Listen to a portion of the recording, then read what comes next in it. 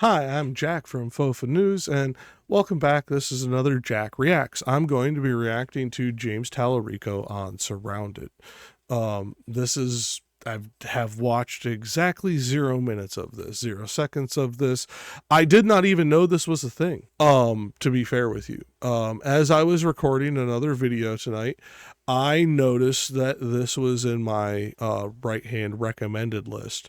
I normally hate Jubilee. I normally hate politicians from Texas. But you know what? I happen to like James Talarico because he's one of the few Christians I've seen in in Texas that is a politician that actually lives according to his fucking book. And he actually seems to be a decent human being. All around decent human being. I have yet to find a single major scandal that he's been involved in, implicated in, or even fucking hinted at by some fucking tinfoil hat conspiracy theorist. So I don't even know what this is about. From the title, it's called Texas Democrat versus 20 undecided voters. Undecided voters with who? It's 2025 in December. It's a year before the next major election. What undecided fucking voter are we talking about? Is this in the presidential? Is this in Texas? I have no clue. You're going to learn it right here with me as I cold react to it. So, with that note, let's get back to the video. Yeah. Honestly, James, I don't think you're going to do anything. Okay. We've heard it before, drain the swamp, eat the rich until they get voted, and then they're just rich people swimming in the swamp. Here's where I agree with you. We need way more investment in our communities here in America. How? It's why I fight. How? It's why I fight for. How do we need to invest in those communities? Yeah. Barbara Jordan, a great Texan, she said, if you're not at the table, you're on the menu. And so the argument I'm making with this claim is if young people in particular aren't at the table in this election, we will continue to be on the menu in 2027. My name is James Talarico. I'm a Texas state representative, former middle school teacher, and Presbyterian seminarian, running for the U.S. Senate to take power back for working people. And I'm surrounded by 25 undecided voters here in the great state of Texas. My first claim is that cuts to healthcare and food assistance hurt all of us. Okay, so his first claim is demonstrably and obviously true. Anybody who disagrees with this does not understand supply side economics, does not understand that you actually feeding and housing your population actually fucking helps your overall fucking community grow, your overall economy grow, the overall health of your communities grow, etc. So cuts to them do hurt all of us, every single one. This is one of these things that if I were in his shoes, which I never would be, Jubilee, do not contact me. I don't care how big I get. Do not fucking contact me. I will not go on your piece of shit show. That being said, if I was in his shoes, it is a similar position that I would make, because it is one of those demonstrably true tautologies that for anyone to argue against, you can immediately show them how unserious they are. Because at this point, to say this is untrue, you either have to be uneducated, misinformed, or lying. Those are the only three options. Because if you actually look into the research, you can't say it's untrue. If you have ever fucking been a poor person in America, you can't say it's fucking untrue. And if you have ever fucking had any fucking experience feeding the poor or taking care of the homeless, you can't say it's untrue. So there's the education side of it. So that if you are educated on the subject, you can't say it's untrue. If you are misinformed on it, you can say it's untrue, but that tells me you're taking your information from very right-wing sources that are anti-homeless, anti-poor, anti-any kind of handouts, American exceptionalism, pull yourself up by your bootstrap libertarian douchebags, in which case I can again consider you unserious, and maybe I'll try to re-educate you, but more than likely I'm going to figure out which one of the fucking dipshit right-wingers you follow, and I'm going to clown on you if you fucking reveal enough through what you say.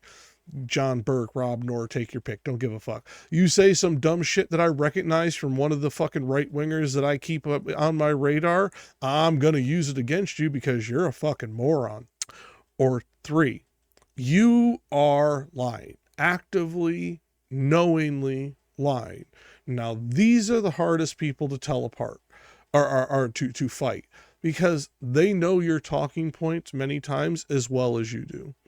And they know how to counter them with lies because they have specifically catered those lies to those talking points. James, I hope, is paying attention to this fact, in the fact that he's the one who brought up this point. I hope that he realizes that that's the only three options to this, and that he tries to look for the liars, because if he can reveal the liars in this kind of situation on Surrounded, that will be the most effective at getting through to the audience. Cuts to healthcare and food assistance hurt all of us. Sorry, healthcare, not housing, but still, same difference. Hi. Hi, James. Daniel? Yes. So nice to meet you. Nice to meet you as well. My faith teaches me to love my neighbor as myself. In fact, all the major world religions teach something similar, that we should treat others as we want to be treated, the golden rule. I think all of these ancient wisdom traditions are hitting on the same truth, which is that we're interconnected, that what impacts any of us directly impacts all of us indirectly. We are a social species. We rise and fall together. And I think that's particularly true in healthcare and food assistance, because the Republicans in DC are trying to raise premiums on some Americans. That will end up raising premiums on all of us. Right now, they're cutting food assistance for hungry kids and working parents. That's going to end up raising grocery prices for all of us. And so they may think that they're just attacking some Americans, but in fact, they're attacking all Americans. I want to focus on the religious aspect, because Sure. I agree. Yeah. Have a very Christian background. Yeah. But if you look at major religions, including Christianity, it is not a focus on a political system. It's a focus on individual responsibility. And when the political system takes away the individual responsibility and says, don't worry, the government's going to take care of you, you are absolutely going to catch people who need that. And it's a hand up, and it helps them. But you're also going to take away from the individual responsibility, which is needed to get out of those situations. So when you talk about food stamps and healthcare and helping, how do you balance that? Because I haven't heard a good democratic argument of, great, let's help people, but how are you? There are nasty people. There are welfare queens. There are nasty people who take advantage of the system.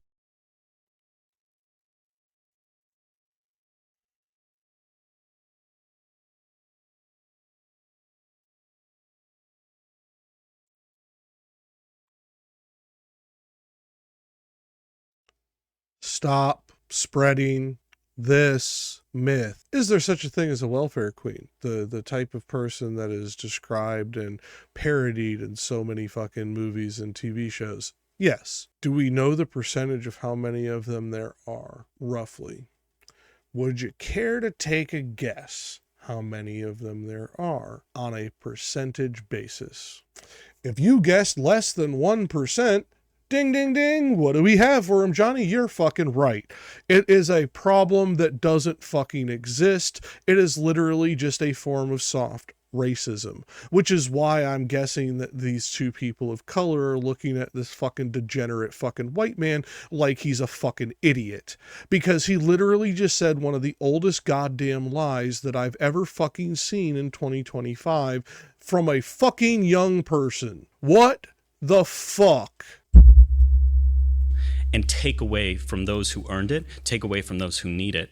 So how are you going to take that into account? How are you going to make sure we cover that risk as well? The biggest welfare queens in this country are the giant corporations that don't pay a penny in federal taxes. The biggest welfare queens are the CEOs who get a tax deduction for flying on a private jet. It's not hungry kids. It's not working parents who work multiple jobs to provide for their families. I agree with you that we need individual responsibility. And I don't want to create a culture of dependency. I want a hand up and not a handout. You know, I believe that you don't give a man to fish, you teach a man to fish. But if you're going to take your friend out on a boat for the day to teach him how to fish, you want to make sure he had breakfast that morning. You want to make sure he's not sick, because that allows him to learn how to fish. Again, I was a public school teacher, so I saw how when kids showed up hungry, they couldn't learn that day. Even my brightest students, even my hardest working students couldn't succeed, couldn't pull themselves up by their bootstraps when they didn't have boots. That's what I'm trying to fix in this country. We don't want to. I love you, James, but god damn it, why did you have to play into it? You can't pull yourself up by your bootstraps. The expression is literally talking about doing something that's impossible. That's first of all. Second of all, the next part of your expression makes it even more ridiculous because you took something that was already a reductio ad absurdum and made a reductio out of it. How can you pull yourself up by your bootstraps if you have no boots? You cannot pull yourself up by your bootstraps because at that point your top half of your body is pulling on straps on your boots connected to the bottom half of your body. You literally can't lift yourself up off the ground doing this. It is an impossible feat. It is a absurdity that you are just supposed to understand, but most people fucking misuse now. And he just did it twice. Beyond that, my fucking idiosyncrasy and fucking origin of fucking phraseology, bullshit aside, he's right. When kids are hungry, they can't learn. When kids are worried about where they're fucking, if they're going to have a roof over their head when they get out of school, they can't learn. These are things that you have to do. When they're sick, they can't fucking learn. When you take care of the material conditions of young people, you invariably help everyone in the community around them. Now, this is true of everyone in the community, but it is especially true of young people.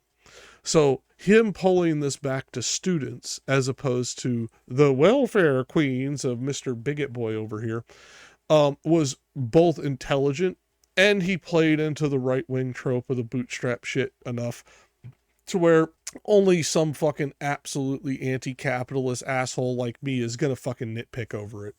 Dependency, we want to reward hard work, and I think that should apply to those billionaires, not just working people. I'm going to push back. Yeah, so please. I agree with a lot of what you said. Yeah. But the issue is, how do you prevent people from taking advantage of the system? And I'm not going to say that, we would agree that. Okay. I'm going to end up pausing a lot in this, I see, but let me make myself big. Okay, so to you, Bigot Boy, if you ever watch my video, I doubt you will, but if you do, you can't.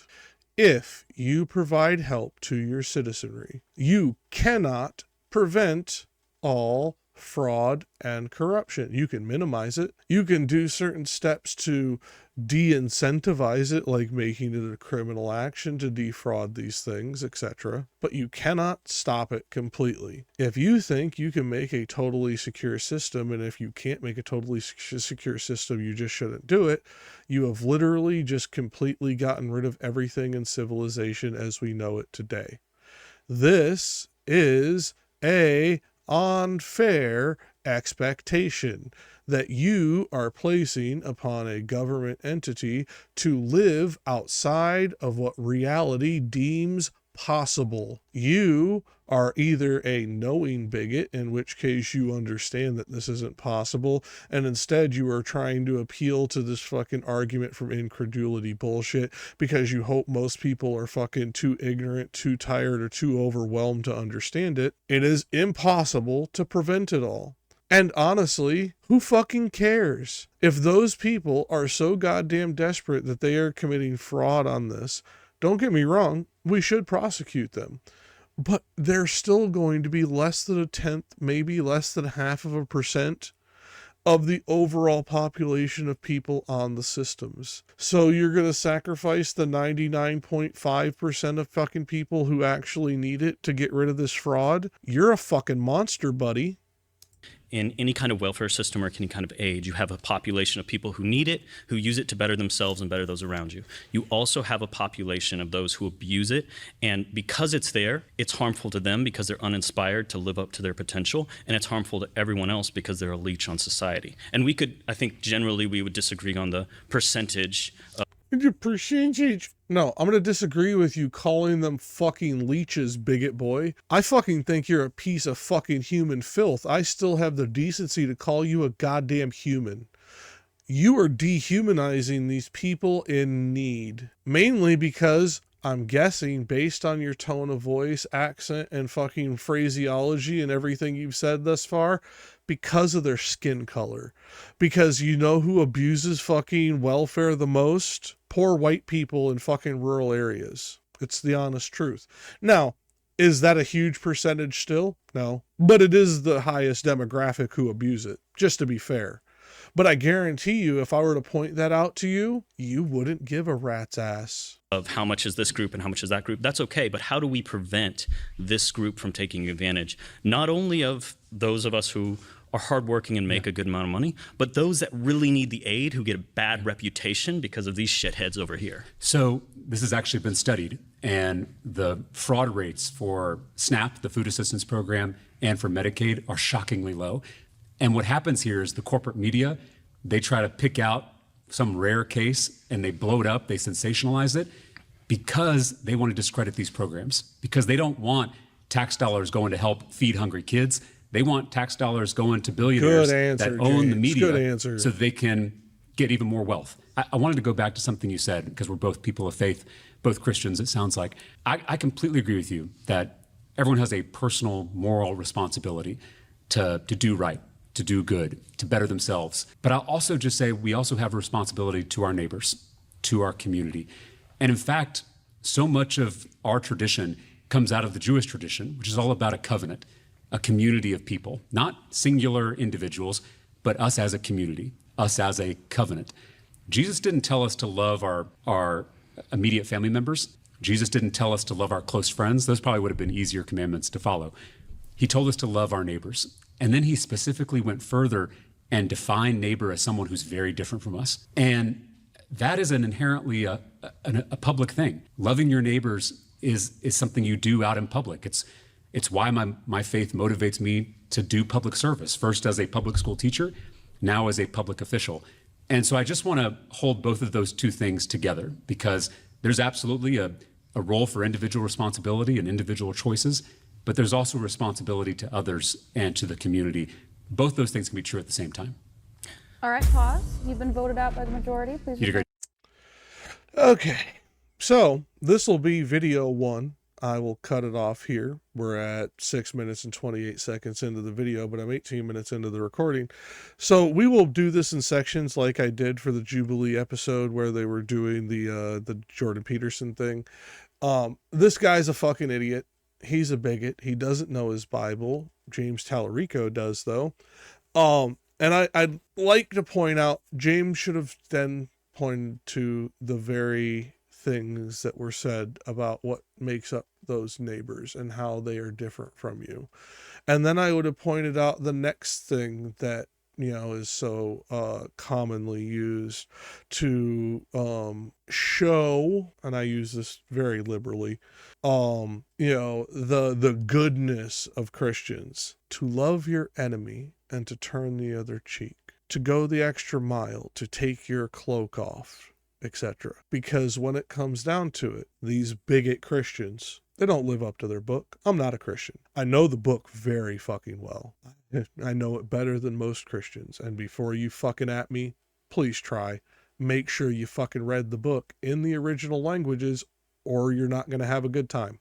That being said, I know the book very well. And James Talarico is right. If you are going by the way that the book teaches, it is about public service. Now, it's not about public piety.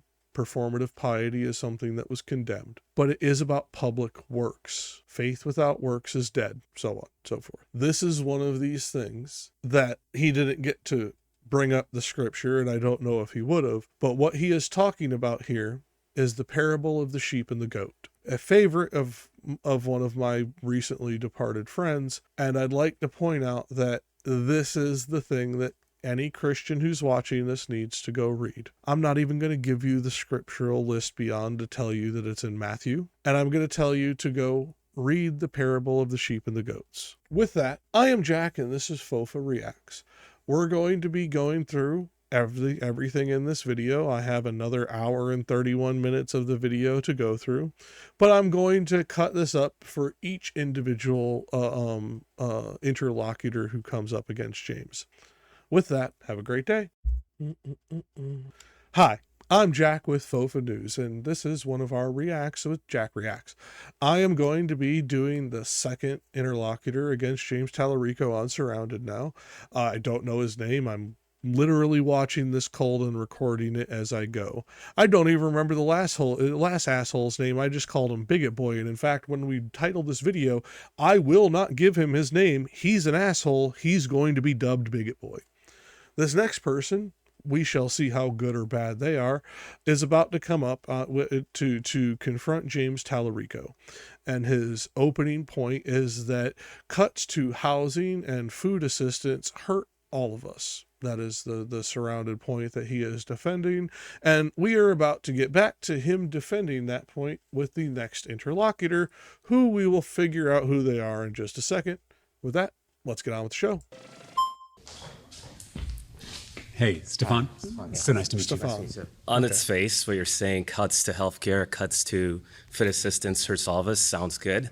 But if you look at it at the inverse, increases to healthcare and increases to food assistance doesn't help all of us. And the reason why is we have a bloated healthcare system where a lot of the money that goes into it gets accrued to the intermediaries, the companies delivering these services, the consultant class. A lot of fraud happens. I mean, we have a current member of the Senate, not in Texas, but in the US, who defrauded millions of people out of Medicare benefits and the like. So one of the things that I worry about is when we're talking about restoring the money that's been cut, is how is it going to be used effectively? So I'm not against having more healthcare to more people. What I'm against is that money being used inappropriately. And you talk about the wealthy, the top versus bottom.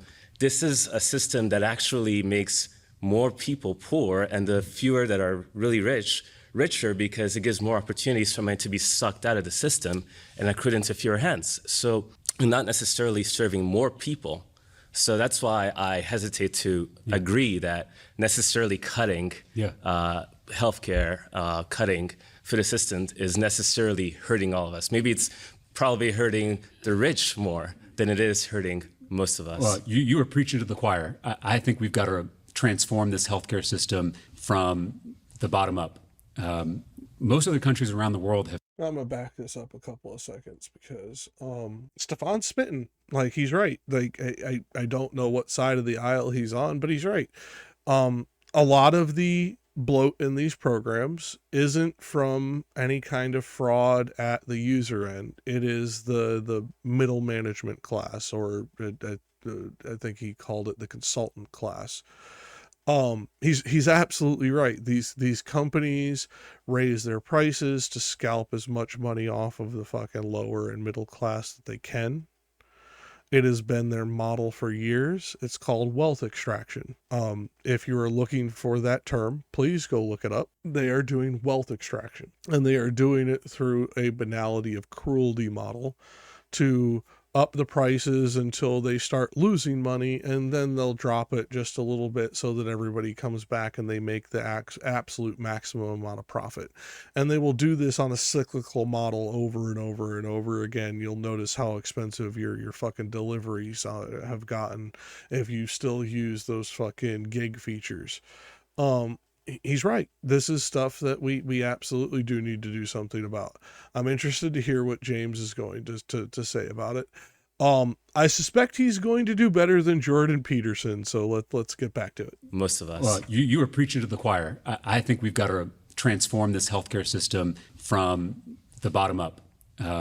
Most other countries around the world have figured out how to provide quality healthcare at lower costs for more people. We're the only rich country that hasn't figured this out because we have giant health insurance companies leeching the life out of our healthcare system.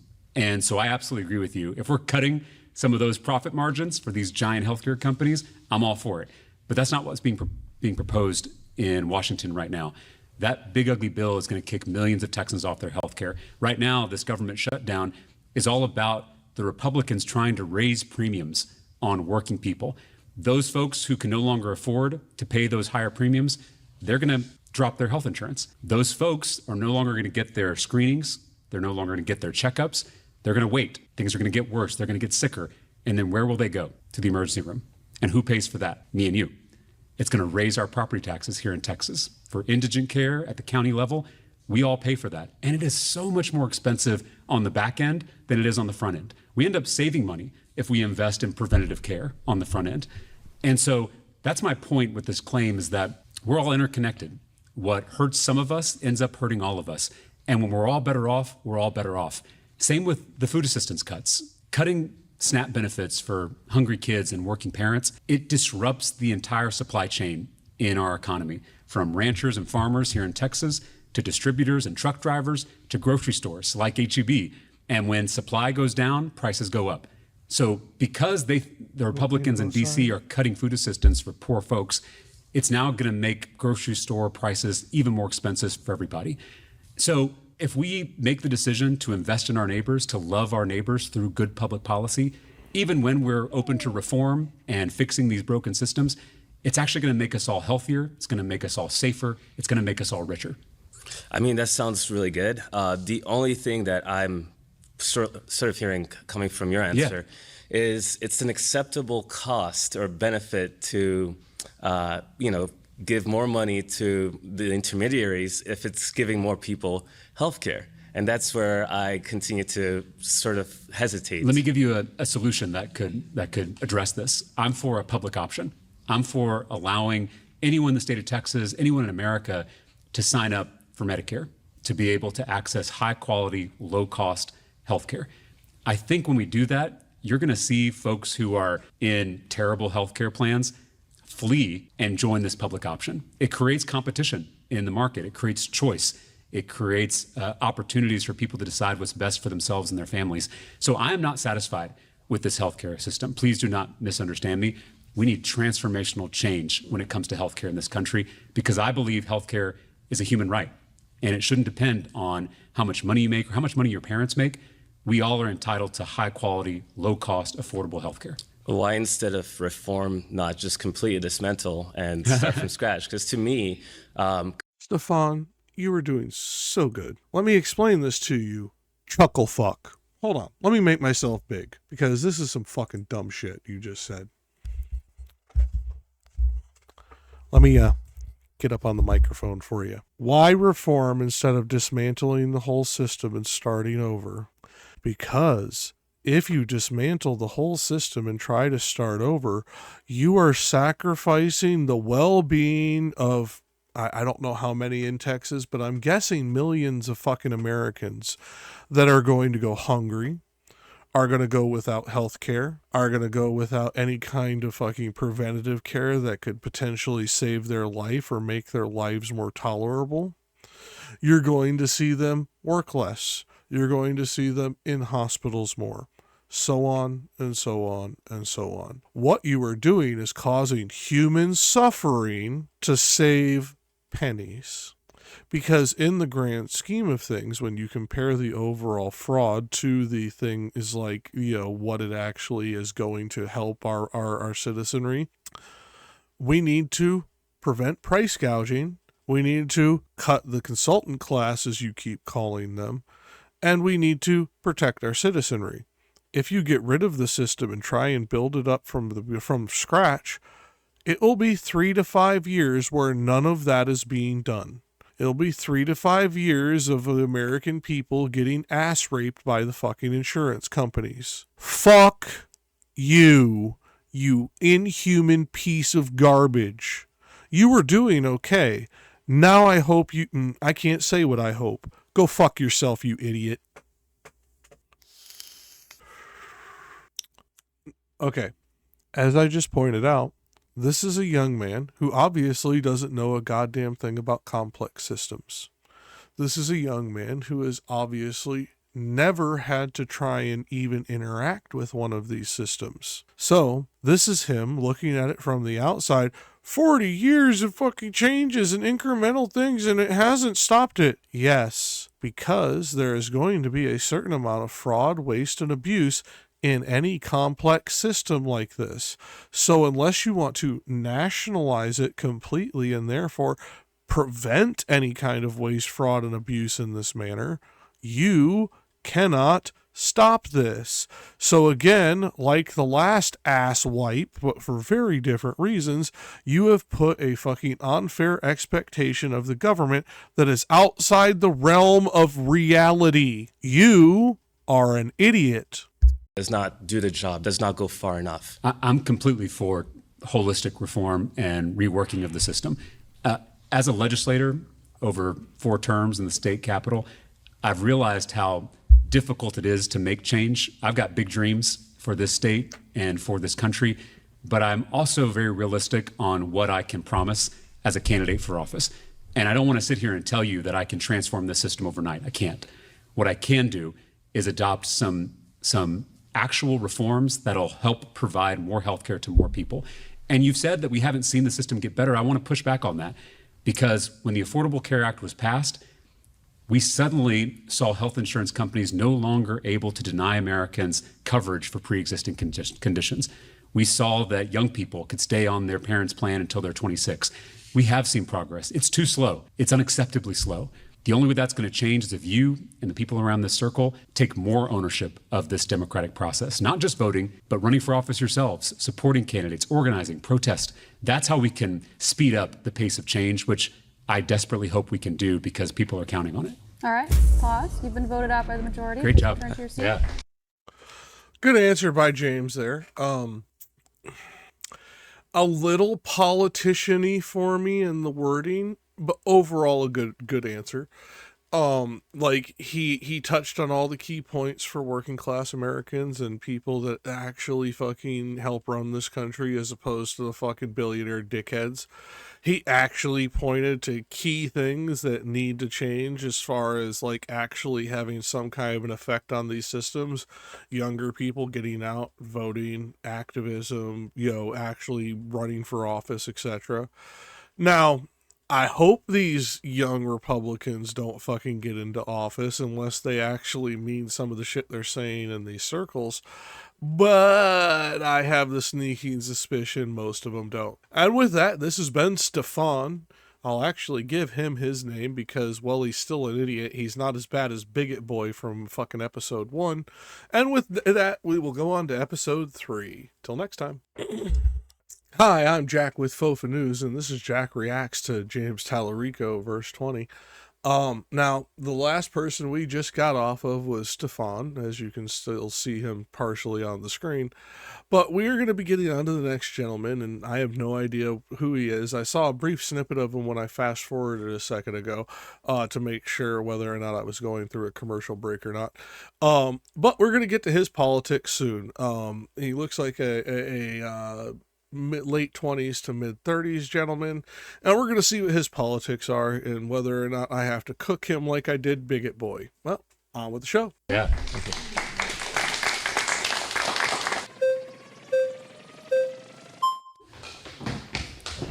Hi, Brandon. So nice to meet you. Yeah. Pleasure. So I agree with your sentiment. Yeah.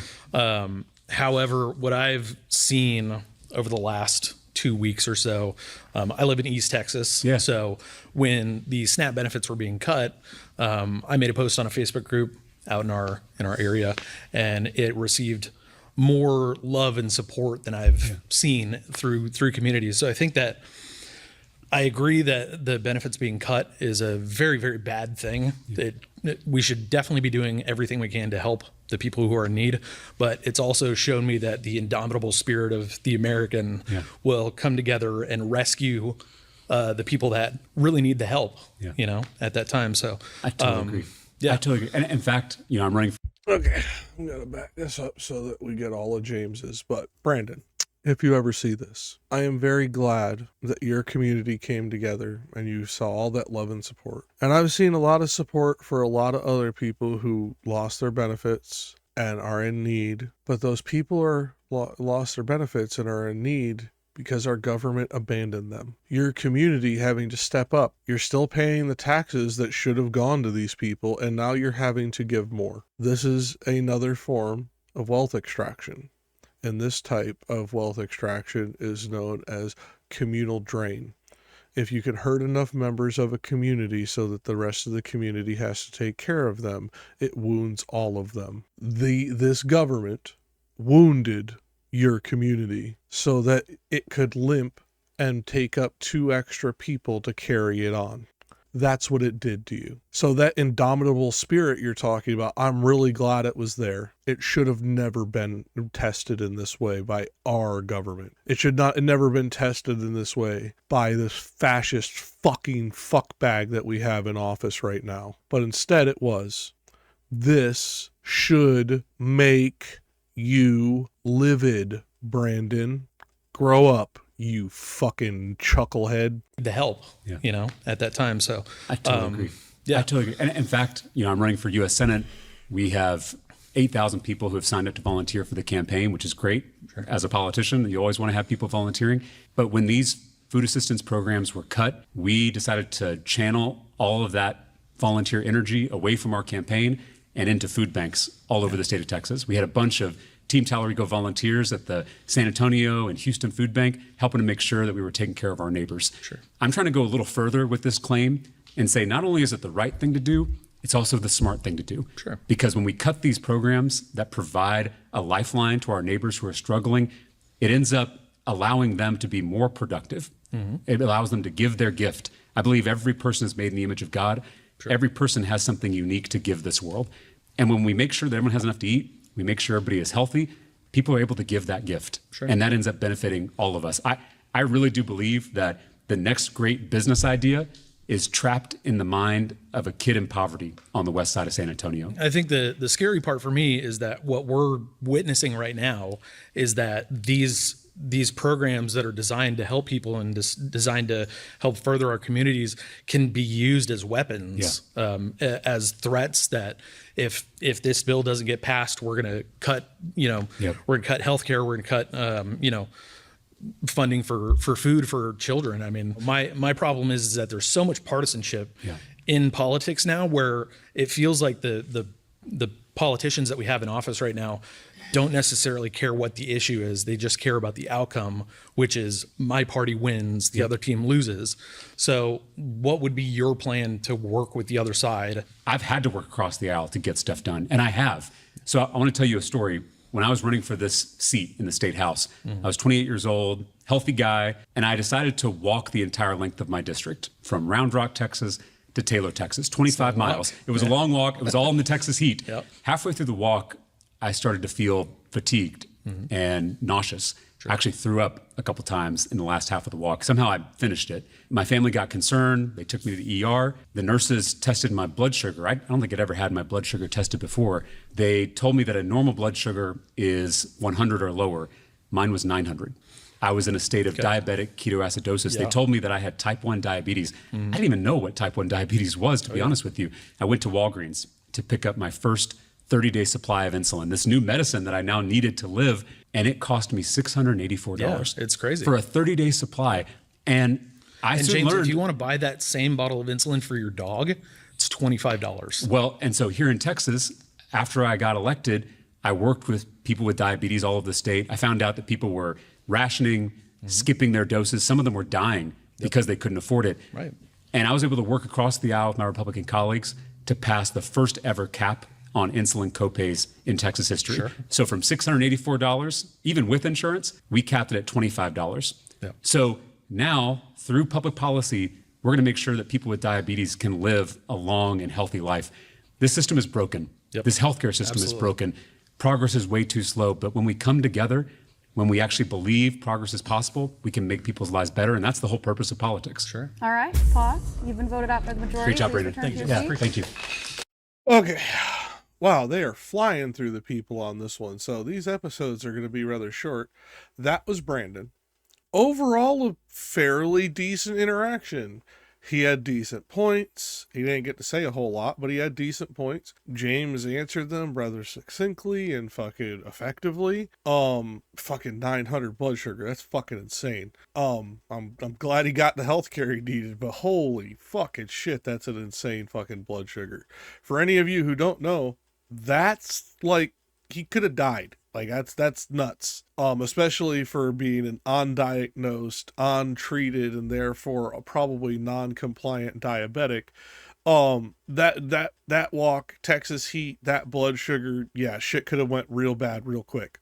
That being said, he's right. These things are broken, and coming together is the only way to fix it. Even with the fucking Republicans, I fucking hate them. I will not work with maggots. fascists are fascists and I don't fucking fuck with fascists. But I'll work with Republicans. You guys understand shit's broken for everyone too. The only difference is, unfortunately, you've been lied to by too many fucking people. Listen to people like James and myself tell you the truth. Because here's the reality. Don't believe anything I say. Go check it out. Go look it up. Not because I'm untrustworthy, but because I'm not going to ask you just trust me, bro. I'm going to look you in the face and I'm going to say, here's the information. You should trust me, but please go verify it. Trust, but verify. You haven't been doing this for so long. I know it seems alien, and that's one of the reasons why you're a Republican. And I don't mean to say this as an insult, but it's the reality. Nobody who is actually trusted and verified could be a Republican unless they're a ghoul. The Republican Party has lost its way so long ago. That being said, until next time, I'm Jack, and this is FOFANews. Have a good day. Hi, I'm Jack with FOFANews, and this is Jack Reacts to James Talarico, verse 20 on Jubilee. We just got done watching Brandon, contestant number 3, and now we're on to contestant number 4. So, I don't know who this young lady is. I saw her in a brief snippet when I hit fast forward to get to this point and line up the video so that I can record it properly. I don't know her positions. I really hope that she is in line with Brandon, who seemed to be fairly good, which unironically is why so many undecided voters voted him out very quickly.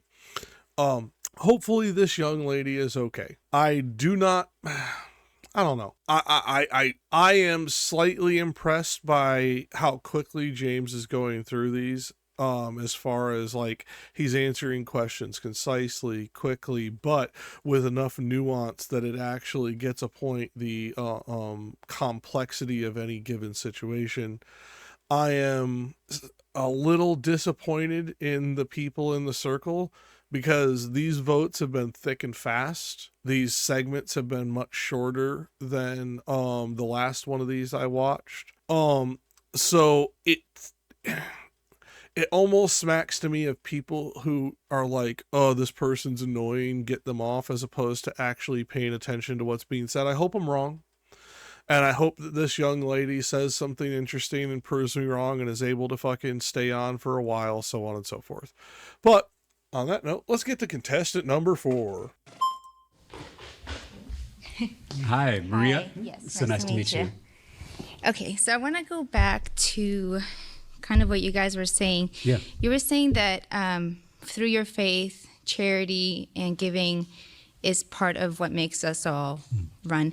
And I think that the issue here is that the charity and the love is important, but it's not something that is in government. I think it's something that is moral and civic education, and that's very much needed. Maria, are you a homeschooler? Are you one of those moms who is raising her kids with civic education, and that this is going to be your community needs to do it type dumb fuck shit? Please tell me you're not one of those idiots. Please tell me you're not one of those homeschoolers abusing your fucking children. Please. Do not fucking disappoint me and turn out to be a fucking scumbag. Please be as good as Brandon was. I doubt it now that I'm listening to you. I'm hearing the affect in your voice. I think you're a piece of shit. Prove me wrong, please. Please. In order for us to live in a just and free society, but government isn't where you put the charity. Because the thing is, I was a former social worker before I became a stay-at-home mom. Yeah, good. And I worked with a lot of people, adults and kids. And one of the things that I've seen is like when people are on food assistance for too long, and I think something like 30% of SNAP beneficiaries stay. Jubilee, your fact checkers need to be faster on this shit. The second they start saying dumb shit like this, you just need to start putting facts on the screen next to the fucking this crap. Okay, let's explain this for the dumb fucks in the back.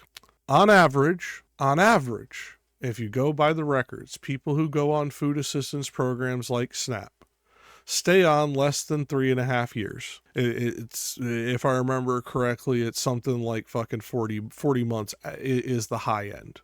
Or 40 months? Yeah, 40 months is the high end. Most people It's a few weeks. I think the average is something like 8 weeks. This is an extremely short period of time overall. Let's just say we'll max it out and say 3.5 years every single time. So now we're at 42 months. 42 months to help people gain food stability and get out of poverty is an extremely short period of time. There are people who work 3 jobs, never see their family, and only come home to sleep, eat, shit, and shower, and they fucking never get out of poverty. Getting out of poverty is one of the greatest struggles that any human being can ever fucking accomplish. Usually it takes a great deal of luck, being in the right place at the right time, and there actually being a certain level of opportunity available for you to do so. So I can already tell you, Maria, you're selling a myth, and I fucking hate you. You're a stay-at-home mom after being a social worker, and you're selling a myth about fucking people who would have been in your care, i.e. people who would have needed a social worker. I think you are probably a bad social worker, and I think you're about to prove me right that you're one of those homeschooling fuckwit crunchy moms who shouldn't even have fucking custody of her children. I hope you prove me wrong. I hope you end up being a nice, sweet lady who just talks like an idiot and says dumb shit, but will accept evidence. Because I guarantee you James is going to correct you on this dumb shit. Because I know he knows this is a fucking myth. On it long term, it kind of perpetuates and keeps them in I was a little poverty quicker than they were. rather than helping them out of it. And 1 if month we're to missing 3 years. a big middle class, we're talking about like the poor kids that obviously should have food, but there's a big class outside of that is struggling and doesn't have the food assistance. Hey, Maria, I hope you watch this. I hope you get to this point. If that class out of the super poor kids, that's called poor or working class or middle class, lower middle class usually, but middle class. If those people are food insecure, give them assistance for as long as they fucking need it. We are the fucking wealthiest country on the planet. We produce more food than we could ever eat in a year. There is zero reason why any child or any fucking family should be food insecure in the United States. There should never be another fucking starvation death in the United States. You are a heartless bitch. I'll use the fucking derogatory female slang on this one because what you are doing is monstrous. This class outside of them that are struggling, that's called the middle class. And the reason they're struggling is because of people like you. You will support fucking dickbag politicians that are hurting those people. You are supporting dickbag politicians that support billionaires that are hurting those people. You are hurting those people. Go fuck yourself, Maria. I hope bad things happen to you. Very, very bad things. Because in the reality of this, I'm listening to you. I'm listening to your privilege. And I want you to actually understand what it's like to struggle. I want you to understand what it's like to be those families who need that assistance and do not have some fucking pseudo fucking group to fucking try and back up onto. This is the government's job. And I want you to have to be able to need that government so that maybe, just maybe, you'll fucking grow enough brain cells to have enough empathy for somebody else once you've gone through it. Because people like you only have sympathy for things that you have gone through. You are scum. So I don't think it's a government I hear you. thing. So I was just talking about a scripture that guides me, and that's Matthew 25, about how we're judged and how we're saved. I forgot to add that judgment is not just on individuals, it's also on the nations. So it is both us as people, it's also us as communities. And whether or not our communities, our nations, our governments are caring for the poor and the hungry and the widow and the orphan. So if you look through the entire Bible, particularly the Hebrew scriptures, there is so much criticism of kingdoms and empires and governments for not doing right by their people. So many of the Hebrew prophets called out the powerful, the people who are in charge. The difference is today we live in a democracy. We don't live in an empire. And so we are making these decisions together. And when we decide as a country, through the consent of the governed, that we want to pitch in to make sure that the most vulnerable people have what they need to succeed and fulfill their potential, I think it's a beautiful thing. I think it's a very Christian thing to do. There are so many politicians who talk about making this a Christian nation until it comes to feeding the hungry, until it comes to caring for the sick, until it comes to serving the poor. And I'm going to pause it because he hasn't said the scripture, but this is the one I was talking about with the parable of the sheep and the goats in one of the previous episodes. I, a non-Christian, will read it because it is something that too many Christians do not know. But when the Son of Man comes in his glory and all the angels with him, then he will sit on his glorious throne, and all the nations will be gathered before him, and he will separate them from one another as a shepherd separates the sheep from the goats. And will put the sheep on his right hand and the goats on his left, and then the king will say to those on his right, "Come, you are blessed of my Father, inherit the kingdom and kingdom prepared for you from the foundation of the world. For I was hungry and you gave me something to eat. I was thirsty and you gave me something to drink. I was a stranger and you invited me in. Naked and you clothed me. I was sick and you visited me. I was in prison and you came to me."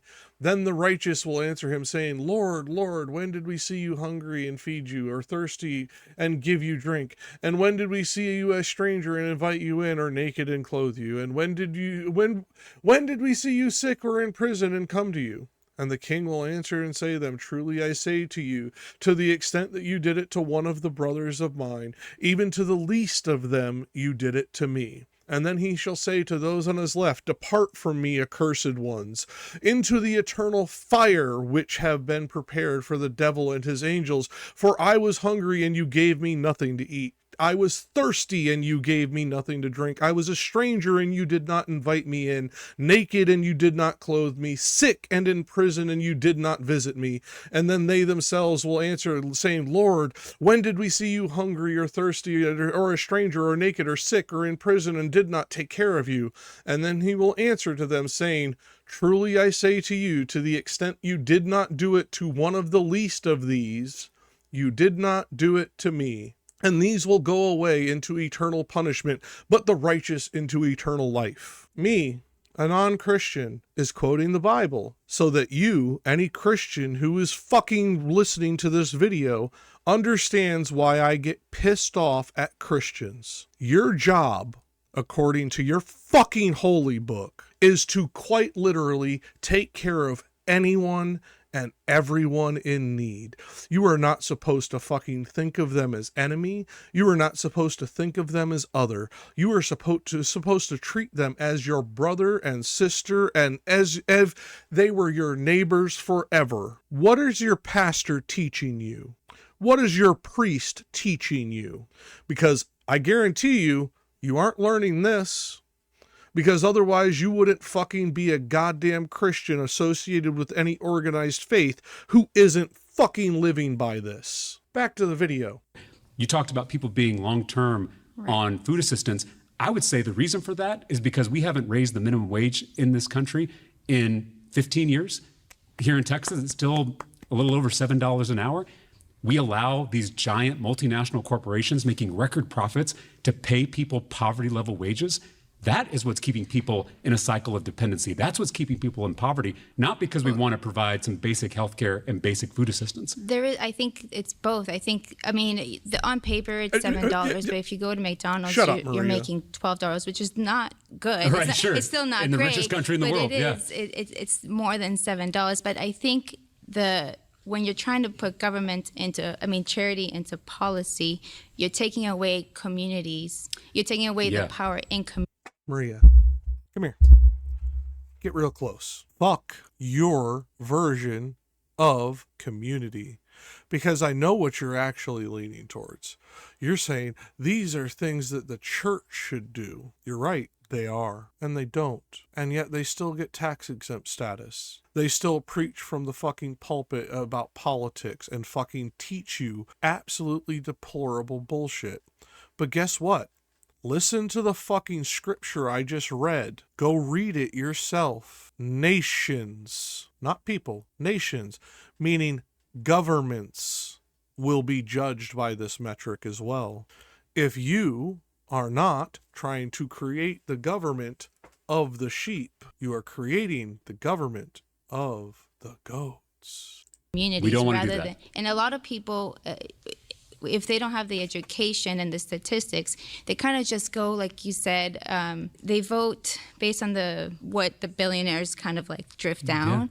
But what's needed there is the education piece and keeping policies or putting more money into systems that are keeping people longer into poverty or keeping them there isn't going to be We want to lift helpful. people out of poverty. Right. We want to end poverty. We want to make sure that everyone.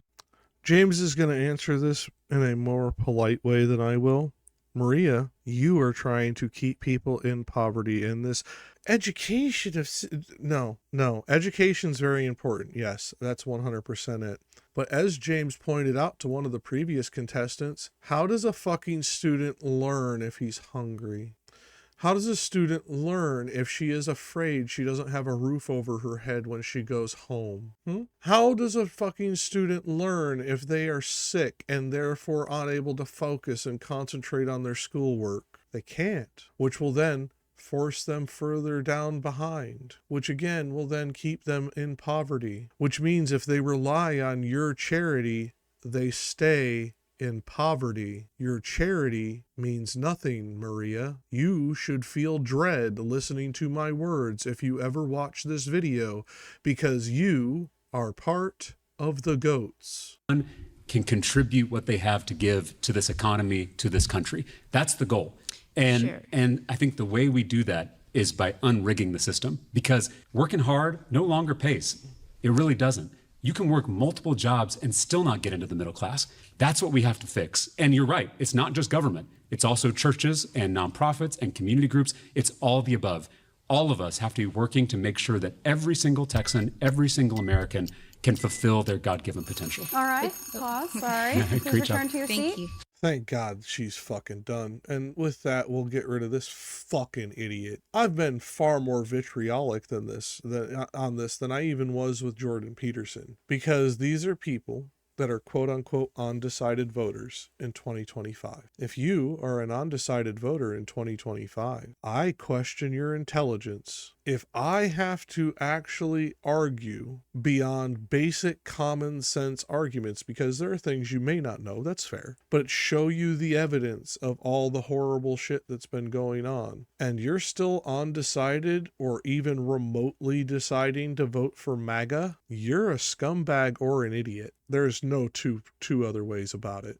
I will not pull this punch anymore. I will reach out to Republicans. I will even reach out to certain MAGA people who are starting to see the light and realize that they were fucking lied to for years. But if you still support them, like actively support them in 2025, or you give me some bullshit, I'm undecided because both sides are fucking, you get the fuck out of here. You're not a fucking undecided voter. You're an idiot. To any of the leftist people who are watching this, who are getting a little upset with the way I'm wording this because they realize that this phraseology could apply to them too. Oh yeah, it does. If you were one of those dumb fuck leftists who didn't vote for fucking Kamala Harris and let this fucking fascist dick cheese into fucking office, and now we're seeing this fucking absolute clusterfuck go through our country, and you are still undecided or still not willing to vote for fucking Democrats to get rid of this shit, you are part of the problem as much as the maggots. Let that sink into your little pretty heads and all of your fucking precious fucking moral flagging. Oh, Genocide Joe, you're right. He's a piece of shit. I don't like Joe Biden. Didn't like Kamala Harris. They were still better than this. And if you can't see that by now, you aren't paying attention. I hope by now you go fuck yourself. We don't need you watching our channel. We don't need you in our fucking party. You are part of the problem. I'm a leftist.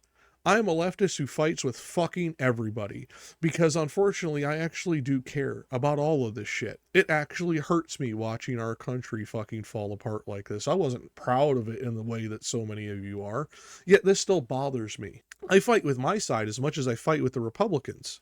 because there's so many on my side who are first world privileged little cunts who've never actually seen real hardship, and therefore allow their fucking privileged status to make them make dumb fuck decisions that hurt millions of Americans and millions of people around the world, especially with the cuts to USAID and all the other shit that's happened, over this last year. Maria is one of these people, and that is why I get so angry. That is why I took the time to read the particular parable that James did not quote. I mean, he's quoting it, but he's not saying it completely.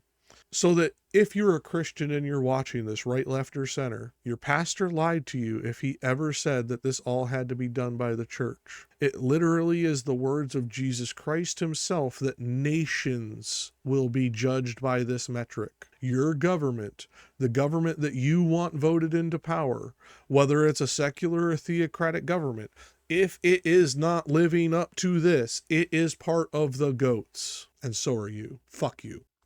Hi, I am Jakk, and this is FOFANews, and this is Jakk Reacts to James Talarico, verse 20 on Jubilee. If you caught the last video, you caught me in one hell of a mood. So this is me trying to reset because Maria is a fucking idiot who pissed me off even more than Bigot Boy did in episode 1. So if you didn't catch that episode, go back and rewatch it. I'm sure you're going to have fun watching me lose my fucking cool on these idiots. That being said, let's get back to it. We're about to start claim 2. I know that because I just had to fucking fast forward through a commercial break and take a second to reset and try and calm back down. So James is about to make his second claim. We're about to hear what it is and see who is his next opponent. I think we're on number 5, 6. I don't fucking remember now. Maria really pissed me off. That being said, let's get on with the show. My next claim is that immigrants make America stronger and richer. To answer his claim, yes, he's 100% correct, demonstrably correct. We can show evidence of this going all the way back to the fucking 1800s, and before anybody goes, oh my god, slavery, yeah, there's that too, but no, I'm talking about immigrants in general on top of the fucking forced immigration of slavery. There's a lot that goes into this, but no, literally, as far back as we have records on immigration, I can show you the benefits of it to our nation. Culturally, economically, militarily, it is over and over and over again a benefit every time it happens. The only people who can fucking give you a reason why it's a bad thing are fucking white people who are fucking worried about white people becoming a minority.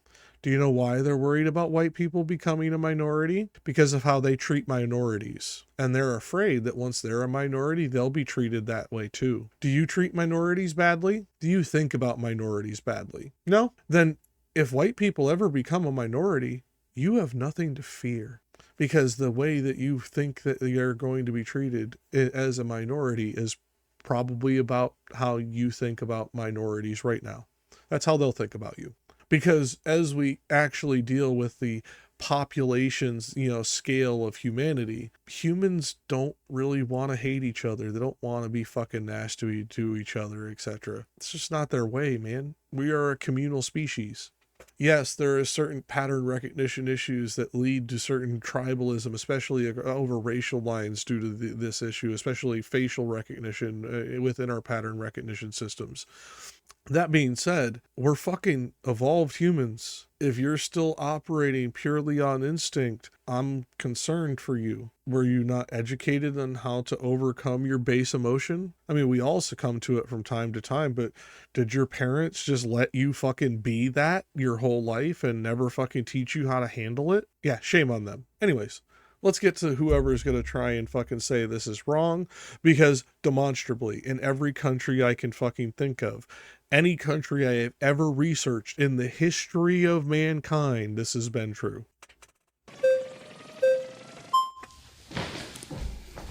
Hi, Jade. Yes, nice Hi, to meet you. It's nice to meet you. Let me just lay out what I mean by this, because I know it sounds a little controversial.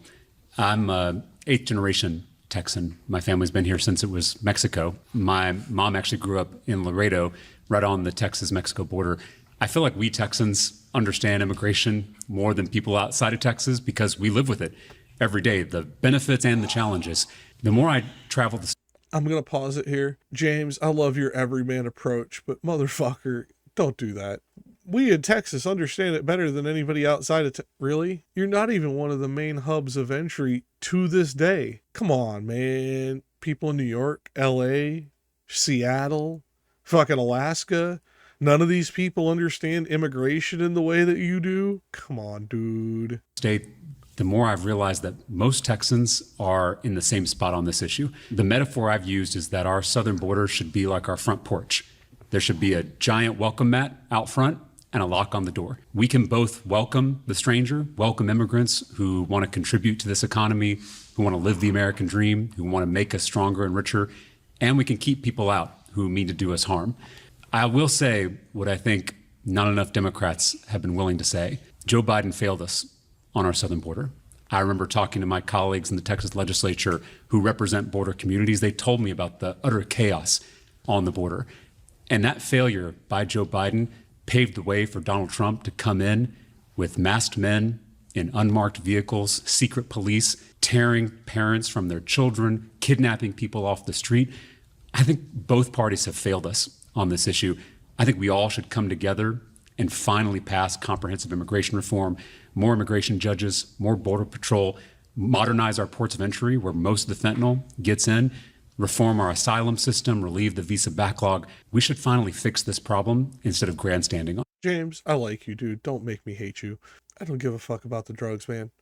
I don't care. If we actually had an appropriate medical system and appropriate fucking material conditions met, the actual drug problem would be fucking very, very heavily fucking fixed in the first fucking place. That's first. The fentanyl thing, dude, come on, man.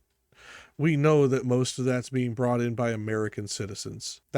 Just get the fuck over it. Did Joe Biden fail us? No. Did he fail the Democrats? Yes. How can I say it with this in this way? Did what Joe Biden do fail Americans as the American citizenry and the overall American economy? No. He didn't. He actually helped fucking guide us through some of the fucking worst fucking economic recovery times in a way that a lot of other countries weren't able to do so. Did he do so through some nefarious means? Yeah, 100%. He's a piece of shit. Not going to get me defending him. But he didn't fail us. He failed the DNC because the DNC wanted him to push on those things, and he didn't. The DNC wanted him to play more to the right wing, and he didn't. And to a point, the DNC was right.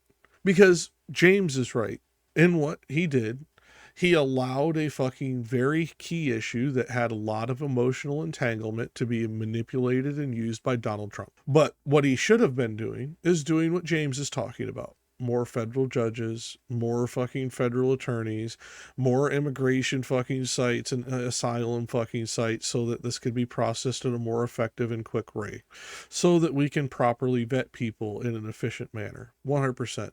That's what Biden should have done. He didn't. He did the wrong way.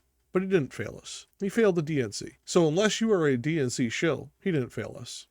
Stop with this talking point. And Talarico, I like you, buddy. Your Texas is showing. Shut up. Please move on. I completely agree with you on that. But what I disagree with is the claim that immigrants as a whole are making America stronger. I think there is a lot of nuance that is not added to that claim. I think that there are a lot of immigrants, and immigrants are needed in this country. A lot of these immigrants are the ones that are driving America forward. I also think that there are a lot of immigrants who, America is supposed to be a melting pot. America is supposed to have people from everywhere come together. I'm gonna pause right here. Jade, you ginger cunt. I swear to God, if you start doing the assimilation argument, you're about to hear me get angry like I did with the Maria shit. America's melting pot. It is America that changes. Every time. Every wave of immigration has changed our culture, big or small. Because the melting pot is about us assimilating to them and them assimilating to us to create an entirely new nation with each new influx. That's how it works. And I swear to God, if you use this assimilation line, I'm gonna fucking know what it comes down to is you just want the good ones who will act white, and you're going to be as bad as Bigot Boy. Because when I say act white, I mean they'll appease and assimilate to what you consider Americano culture and therefore make you feel comfortable. I don't care about your comfort, fuckboy. I care about your rights. I care about your material conditions. I don't care about your comfort. If you are uncomfortable with immigrants who don't fucking share your exact culture, grow up, get better culture, or show them why your culture is good and why they should share it. Don't be a fucking scared little bitch. And there's this concept of assimilation where there should be partial assimilation. You don't no. Bitch. I explained this before you got there. You are as bad as Maria. I'm not going to yell like I did with Maria because it's fucking 3:30 in the fucking morning here right now. But you're a piece of fucking scumbag shit who should absolutely not be talking. The fact that Jubilee pulled you on, hey Jubilee, now I do want you to contact me. I'll fucking be your booker so that you stop booking pieces of fucking garbage like this. I'll do it for fucking bare minimum wage. I don't care.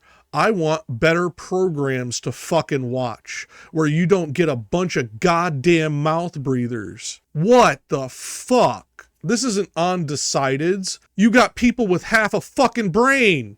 No one should be forced to completely assimilate and change who they are and change their beliefs to fit in. But at the same time, whenever we have people coming to this country and then going out on the streets yelling that they hate the country, it's counterintuitive, and it really does hurt America as a whole. Do you know any undocumented immigrants? Hey, shit for brains. Let me explain this for you succinctly. If immigrants come to this country and then protest against this country, that's their right. If they are holding up signs that say they hate America, is that tacky? Yeah. Do I like it? Not really. But I also don't like what America is doing right now, so I understand it. The reason I don't like it isn't because of the message they're saying. It's because overall it's a useless fucking message. There's plenty of reasons to hate America. There's plenty of reasons to be proud of America. And usually all of us fall somewhere on the spectrum in between unless we're fucking iconoclasts. Fuck. No, I do not. When I was a teacher on the west side of San Antonio, I taught a lot of students who were undocumented. And I don't want to stereotype, but those students tended to be the most patriotic, the hardest working students that I had in the classroom. They understood something about this country that even I, as a native-born American, often take for granted. They believed that this was a land of opportunity, and they were ready to do whatever it took to make it in this country. And that's what generations of Italian and Irish immigrants did in this country. And I think if we welcome folks who want to contribute, who want to be Americans, it's going to make us stronger and richer because it already has. All right, pause. You've been voted out by the majority. Great job. Please return to Yeah. your seat. Jade, you seemed to back down when he pushed, and you seemed to realize that you fucking bit off more than you can chew with that stupid fucking line once he started to push back. I personally think you're just a coward. I personally think that you live in fear, and you need to stop. Let me explain this for all of you fuckboys in the back. I do not care if some of these people are criminals. Do not care if some of these people are terrorists. I agree with some of our fucking military leaders when they were talking about the detainees in Gitmo. Rather than living in fear, I'd free them all and fight them all again. Because living in fear is worse than fucking actually having to fear something. Because at that point, you fear everything. You will find shadows to fucking fear that don't even exist. Because you'll be looking for shit to be afraid of. And you're one of those people, Jade. I almost feel sorry for you. But unfortunately, I bet you voted for Trump. Well, I don't know. You look young. You might not have been old enough. I think you probably were, but you might not have been old enough. But I bet if you were old enough and you did vote in the last election, you voted for Trump. Because the reality is, you're a racist and you're scared of other people. Go spend time in your local fucking whatever community of color that you hate. Please, please. Go have some food, go hang out. I guarantee you, they'll probably welcome you as long as you don't say something shitty. They'll help you try to learn because overall, they're nice people who will even try to help bigots like you. Reach out to them. Hell, reach out to me, Jade. I'll even try to talk to you with some compassion. But until then, if you're going to keep holding this stupid fucking ideology, go fuck yourself, buddy. And until next time, this has been Jakk with FOFANews and Jakk Reacts. I'm going to be on to the next person here in a minute. As you can see, I'm still in the same shirt from the last one. I'm doing this in one sitting. So we'll see how this goes when we get to the edit, whether or not you see some of these things. But I'm going to get on to the next episode here in a second. I have the sneaking suspicion with how quickly this one went. There's probably some influencer that I'm unaware of that's about to be pulled on, because usually when the flags start going up quick, they're waiting for somebody in the group. Because I know a lot of these fucking people are TikTokers or Instagrammers or whatever, and a lot of them know each other. I'd be willing to bet there are many people in this circle that are waiting for a particular person to come up soon. It's usually how Jubilee works. I'm guessing it's about to be on this subject because it is usually on on Claim 2. It is not always the second person on Claim 2, but it is almost always somebody on Claim 2. So we'll see if on the next video we get to somebody important. Have a good one. Oops.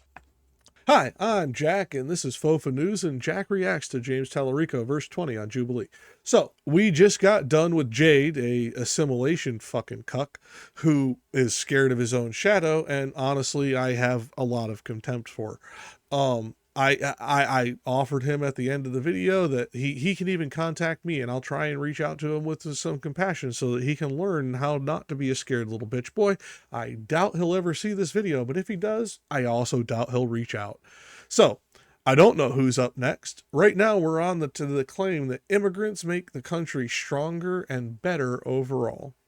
And his argument that he laid out for the first one is that America should view the southern border as a big front porch, and you should have a big old welcome mat on the front porch and a lock on the front door.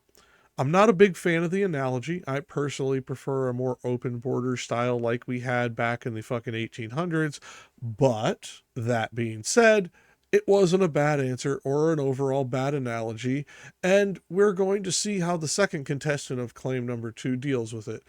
I don't know who it's going to be. I hope it's somebody good, because we have not got a whole lot of good contestants thus far. In fact, I feel like I'm on a really bad public access fucking game show with how fucking shitty some of them have been. So, well, in 2 more seconds, we'll see who it is.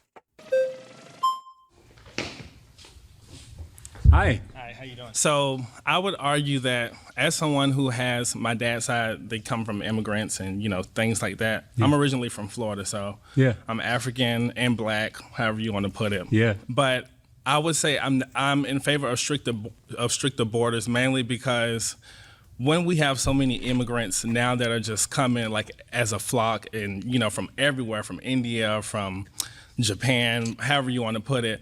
I think what's happening now is that, like, just how the guy who won for New York, what's his name? Mamdani. Yes. I think that the people, when there's too many immigrants coming, they think that they know America better than the originators or people that are born here generationally, and it causes a conflict on government. Like, you know, Rama. You didn't say your name, so I don't know how to pronounce it. The way it's spelled, I'll probably pronounce it wrong. So I'm just going to call you Chucklehead. Hey, Chucklehead, you do not understand what America is, and you are buying into a myth about what America is, as so many newer immigrant families tend to do, because you buy into the propaganda as you pull up the ladder behind you, because you got yours, so fuck everybody else. Can you tell how I feel about you? Yeah. Crab in a bucket motherfuckers like you don't fucking impress me, dude. America is whatever the people in America make it. If we were what the originators and the people who were born here generationally fucking gave a shit about, we'd still have fucking slaves. Or let me rephrase that. We'd still have slaves outside the prison system. Women wouldn't have the right to vote. Women wouldn't have a right to a fucking bank account. America is about being better today than we were yesterday. That means constantly changing. That means not giving a fuck about the goddamn originators. They had the idea. It's up to us to execute it. And that means we will change as many times as it takes until we hit that goal of actually being a country that truly fucking takes in all the people of the world who want to be free if they are oppressed, who takes care of their citizenry, who is the shining beacon on the hill. Pick your fucking analogy. I don't care. You do not know what America is. You do not what America stands for. And you want it to be something it's not. Go be in a crab in a bucket motherfucker somewhere else. Or better yet, stay your ass in fucking Florida. Is that way at least we know where your fucking dumbass is. Mazzani, I don't know how to say his name, the Indian guy. Okay. Who was born here, right? Mm-hmm. And now he's a part of the government. And I think that kind of plays a part in religion, government, what we believe in, because a lot of them may not be Christian, maybe Buddhist, and they may just have a different ideology. Okay, now I actually despise you. They may not be Christian, they may be Buddhist, and therefore not aligned, which means you're one of the dumb fucks who think we're a Christian nation. We're not. I'm not going to pull up the quotes. I'm just going to fucking mock you. You are an un-American piece of shit that's trying to wrap yourself in the fucking flag. Go fuck yourself. Yeah. I may not like what you see for us, they may not see for us, and they may try to change it. Same way how Indians come over and get.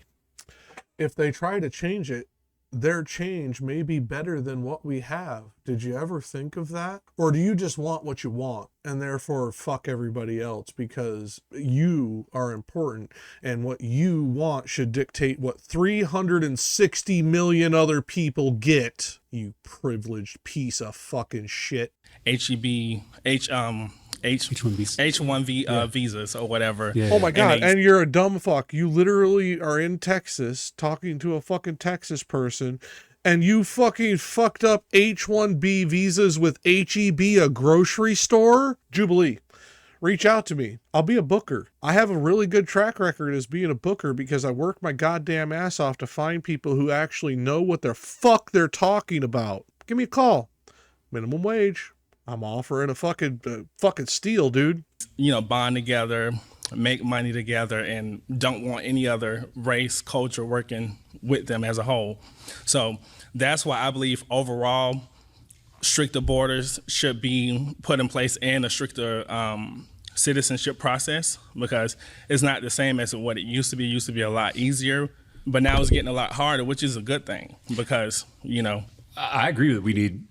So our country got great by having it as a more lenient policy, but you want to make it harder because you think that's a good thing, because you want to pull the ladder up behind you and your family, because you don't understand how America works and you don't understand how we're great. Our greatness is our diversity.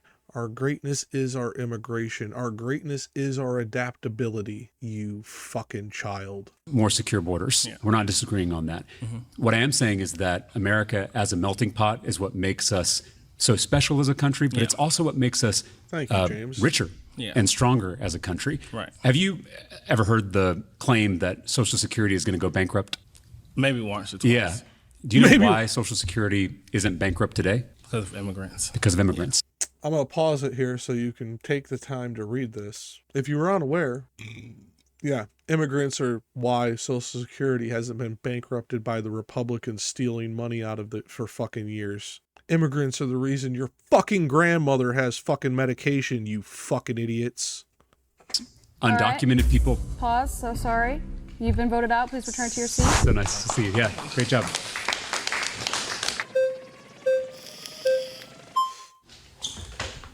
Hey, Malik. So we just got cut off. Yes. Have you heard the claim that... I'm going to back up. And that young man is done. So we're going to cut this episode off here. It's a shorter episode than the others. I'm only 9 minutes and 48 seconds into the recording. So that was pretty fucking quick. And I took quite a bit of time talking. So that fucking idiot even pissed off these idiots. That being said, until next time, this is Jakk with FOFANews and Jakk Reacts. As you can tell, I am not a fan of this young man, and I spoke my mind about why, so I don't need to reiterate it here. I hope that you have been enjoying this because I haven't. Like, in all honesty, like, watching these hurts me, like, legitimately. To any of you in the audience, I only watch these for reacts for this channel because I despise this format. It is gamesmanship that usually leads to fucking absolutely intolerable conversations. It is fucking designed to fucking function in this way because they want this for clip chimping, and therefore so that they can fucking get more clicks and views. But, you know, hey, look at this dumb fuck. I don't like that. I would prefer all 20 of these interlocutors to be highly educated and therefore challenging for James to take on. And so far, only one of them seems to have an education above high school level. I now know this young man's name is Malik. So on the next episode, we will be getting back in here with Malik and seeing if he improves. We're going to see if he actually has anything of substance to bring, or if he too brings another myth. Have a good one. Hi, I'm Jack, and this is FOFANews, and this is Jack Reacts to James Talarico, verse 20 on Jubilee. And we are about to get here started with Malik, and we just got done with the last dumb fuck I deemed chuckle fuck, because I couldn't pronounce his name, and I don't want to insult his name by mispronouncing it, but I will insult him for his dumb fuck ideas and his stupid fucking position. That being said, we will see if Malik shall improve the outcome. I'm hoping that we get to the person that the Jubilee wanted on the show.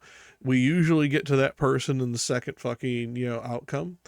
So our second claim made by the person in the middle. We shall see if this is the person that everybody was hoping is on, and it can actually like argue in the way that Parker did with Jordan Peterson.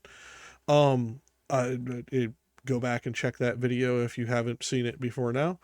I hope that's who this person is about to be out of these 20. If not, you're going to get to hear me roast them too. So let's get to it. Hey, Malik. So we just got cut off. Yes. Have you heard the claim that Social Security is going to go bankrupt? Yes. And do you know why Social Security is not bankrupt today? No. So it's immigrants that are keeping Social Security solvent. Yes. Undocumented people pay into Social Security. So in the last episode, we did talk about this point, and they're doing a separate fact check. The other fact check pointed out that billions of dollars a year are put into Social Security every year by legal and illegal immigrants who do not get any of it back. And therefore it is one of the primary reasons why Social Security has not gone bankrupt before now, despite the Republicans stealing shit tons of money over the decades.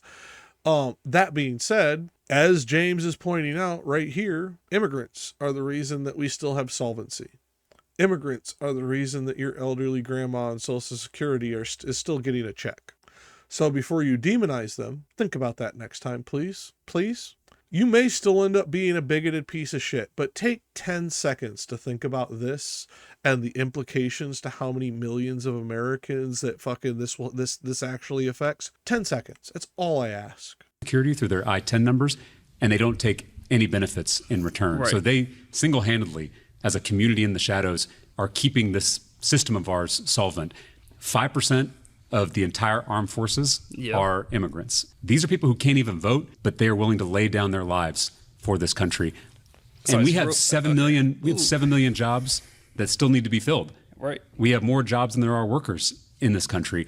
And so my argument here, this claim that I'm making, is that by welcoming immigrants who want to contribute, who want to build their own American dream, they actually help benefit all of us and the entire economy. I would agree with that, but I think this conversation is going in a extremely dangerous direction. Okay. 100%. And I'll tell you why. So it's really easy to identify a problem. Yeah. But what's the solution? Well, let's talk about immigration. And I would agree. Yeah. They do make this country better. And I agree that huge welcome doormat and then locking the door. Yep. But okay, what's the process of people actually getting to the door in the first place? Yeah. What's going to be deemed fair? What's going to be deemed unfair? Yep. That's where that's what's going to, because any politician can say, yes, immigrants, good.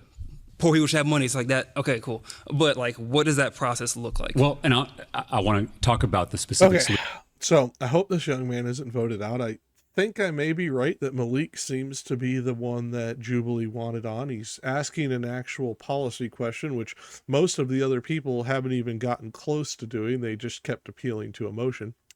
I hope that James actually has an appropriate answer for this. I suspect he probably does, but I hope he did not get complacent with the chuckle fucks he faced up until now for the first half hour. Well, I don't know how long it was in filming, half hour of the video at least. For all I know, he's been there for 2 hours at this point. That being said, I hope he has this answer ready to go, and I hope that it is acceptable by my taste. But I do just want to acknowledge that both parties are not actually talking about welcoming immigrants and securing the border. Right. So I think the problem here is we don't have candidates or elected officials who are speaking to the giant middle ground where most Texans and most Americans are. Most people are pro-immigrant and pro-security. And so am I. To answer your question about what would comprehensive reform look like? Yes. A lot of people say immigrants should come here the right way. I agree.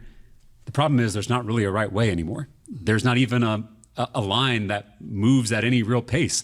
There are people who have applied to be here who have waited 20, 30 years. Some people have died before they got a response back. That's not a line. If we want a real line, it has to be a fast-moving line. Okay. We've got to prioritize people who are going to fill the jobs that need to be filled. Okay. And we want to prioritize people who are actually claiming asylum and who need safety. Okay. Those are the groups in my mind that need to be prioritized. But we're never going to be able to process those folks unless we have enough immigration judges, unless we have enough border patrol, unless we modernize the ports of entry. 93% of the fentanyl that comes into this country comes through the ports of entry. It doesn't come over the Rio Grande. Right. It comes through the ports. Read that, because he's right. It does come through ports of entry. The part that the fact check is missing, it's brought in by American citizens, mostly. Just take that into account. And we don't have the technology or the manpower to detect that fentanyl. So those are the things we have to do. Yeah, please. Real quick, because like I said, this is where it gets really dangerous, because that's what we can blow over. Okay, we've identified the problem. The problem is there's not a quote unquote right process.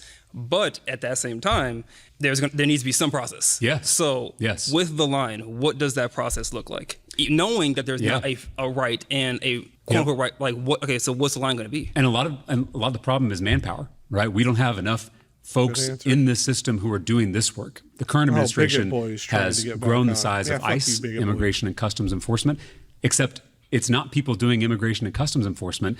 It is a secret police force that is terrorizing communities. In North Texas, there was a mom and dad, the Vargases.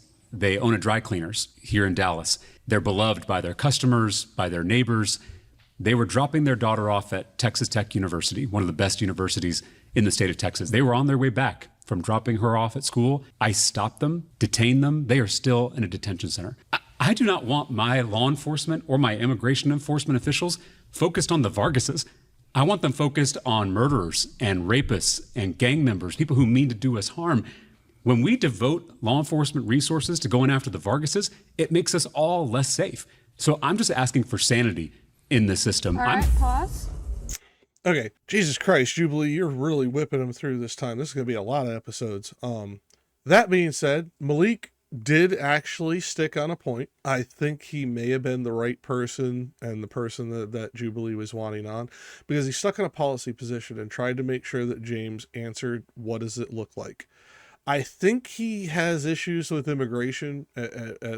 Unfortunately, we didn't get into too much of what Malik actually believes, so I can't really judge him on that one. I have my suspicions, but suspicions are not enough without some evidence, and he didn't give me any. At least nothing concrete. That being said, it was better than the previous iterations, or not iteration. No, iterations is correct.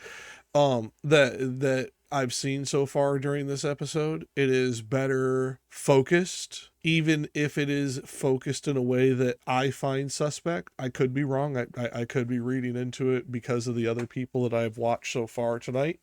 That being said, James did it right. He answered the question. He brought it back. He focused on what the actual problem is and why we are focusing on the wrong problems under the current fascist regime. This is the correct answer on how to focus on a policy question like this, because he did both. He focused on the cause of the policy issue and the policy that he would put in, which was getting the manpower in place to effectively, handle the surplus of population, so that we don't have people waiting on the list until they're literally dying of old age. Just saying. Until next time, this has been Jakk and FOFANews, and Jakk reacts. So, catch you on the next one. Hi, I'm Jakk, and this is FOFANews, and Jakk reacts to James Talarico, verse 20 on Jubilee. We just got done with Malik. Better conversation than most of the previous ones, if not all of the previous ones. We didn't get too much into what Malik believes, that God damn it, fucking goddamn nerd. I'm talking about fucking Star Wars character. Malik believes because of the way his question was, but James did answer his question about what does the policy look like rather effectively of getting the manpower in the correct places, so on and so forth, and identified the right root cause of the current issues of we are not focusing on the right illegal aliens. We are focusing on people like the Vargases, as James described, are a member of Northern Texas District, who were owners of a dry cleaning business, who were picked up when they were on their way back from dropping their daughter off at university. These are not the people we should be focusing on, nor should the U.S. government have mass police officers. Fucking Gestapo pieces of shit is what they really are. But should we have mass police officers capturing people in the street or harassing people that aren't criminals? I'm sorry. Being here illegally is a fucking misdemeanor. It's a fucking civil fine that I don't give a shit about. There is no reason that anybody here illegally, even a murderer, should be fucking treated the way that ICE is treating people. We need to actually focus on the actual problem so that we can effectively put the right manpower in the right place, so that we actually aren't abusing the people that we're trying to police any more than we absolutely have to if they were to get violent.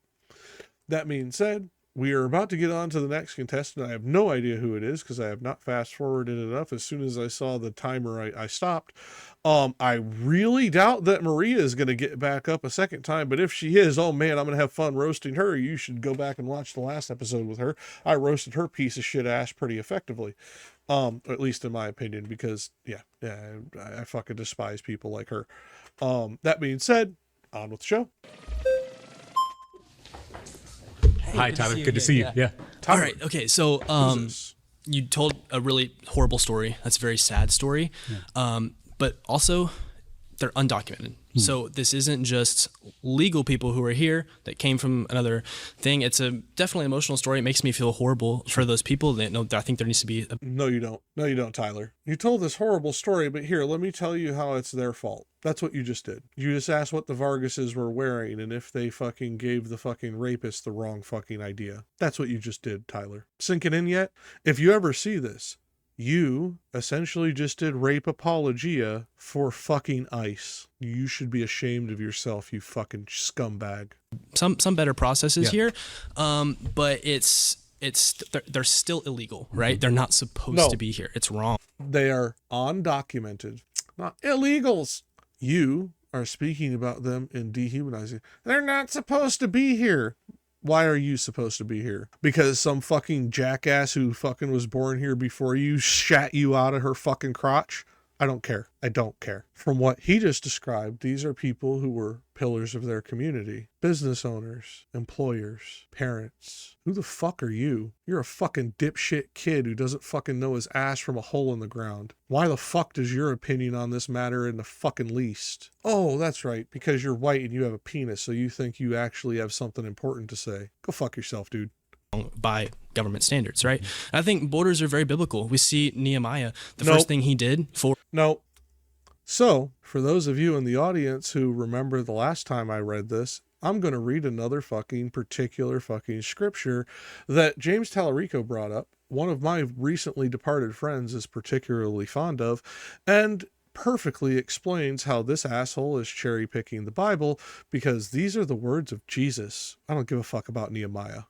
I'm not even a Christian, but when I was a Christian, Nehemiah was absolutely not fucking superseding Jesus's words in any fucking church I ever went to. So I don't know what fucking dipshit pastor taught this kid this fucking ignorance, but I'm going to correct it. Tyler, if you ever watch this, pay attention. But when the Son of Man comes in his glory and all his angels with him, then he will sit on his glorious throne, and all the nations will be gathered before him, and he will separate them from one another as a shepherd separates the sheep from the goats.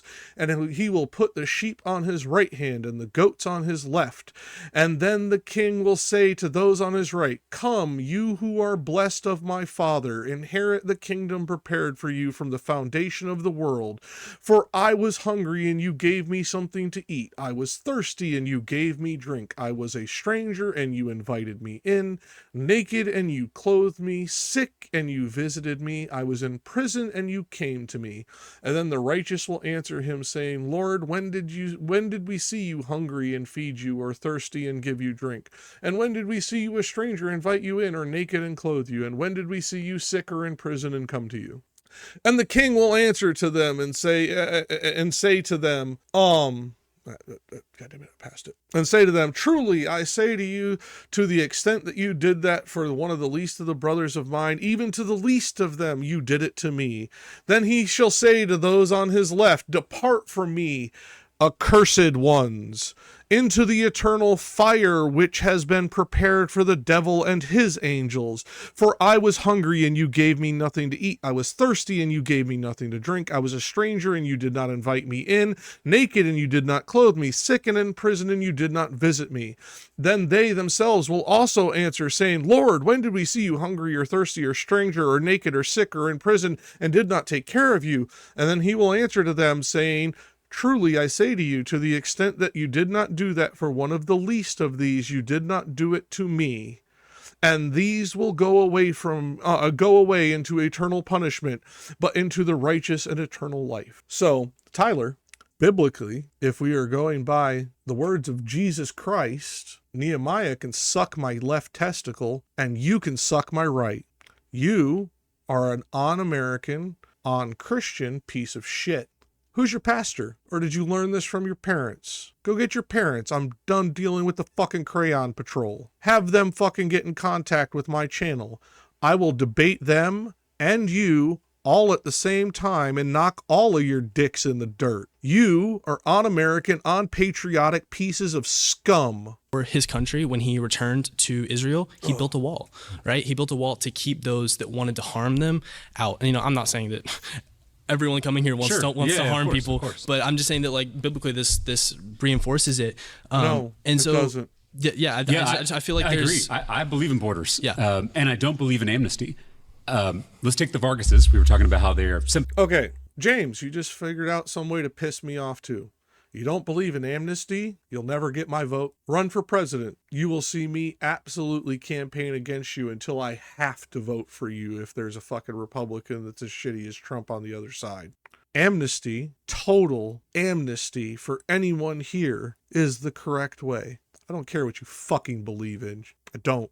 You are supposed to actually pay attention to the evidence. Evidence of the last amnesty programs that we have run in the country show the benefits to crime rates, to further immigration, to actual strains on the system, to benefits to communities, benefits to education, so on and so forth. I don't give a fuck that you live in Texas.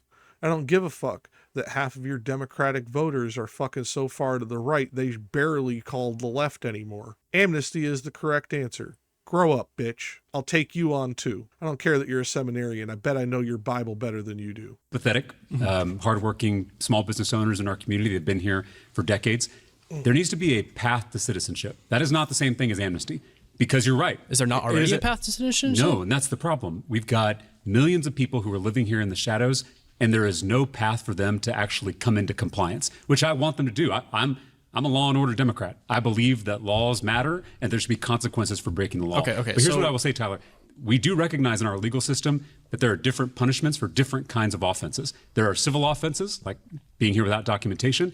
There are criminal offenses, like murdering, raping someone, and those things are treated differently. And so, in my mind, and again, I'm open to negotiating how the details work, but there needs to be, in broad strokes, a pathway to citizenship where they pay a fine for being here without documentation or crossing the border illegally. There should be some penalty for that. I'm not disagreeing.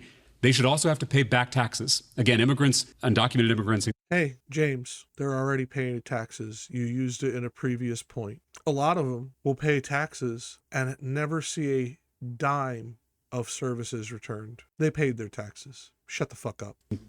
In particular, pay a lot of taxes and don't get benefits in return, but they may be missing some of those taxes because they weren't citizens. They need to pay those back taxes. And they need to go through the citizenship process. They got to take the test. I 100% agree. They got to learn about our government. They got to learn about our culture.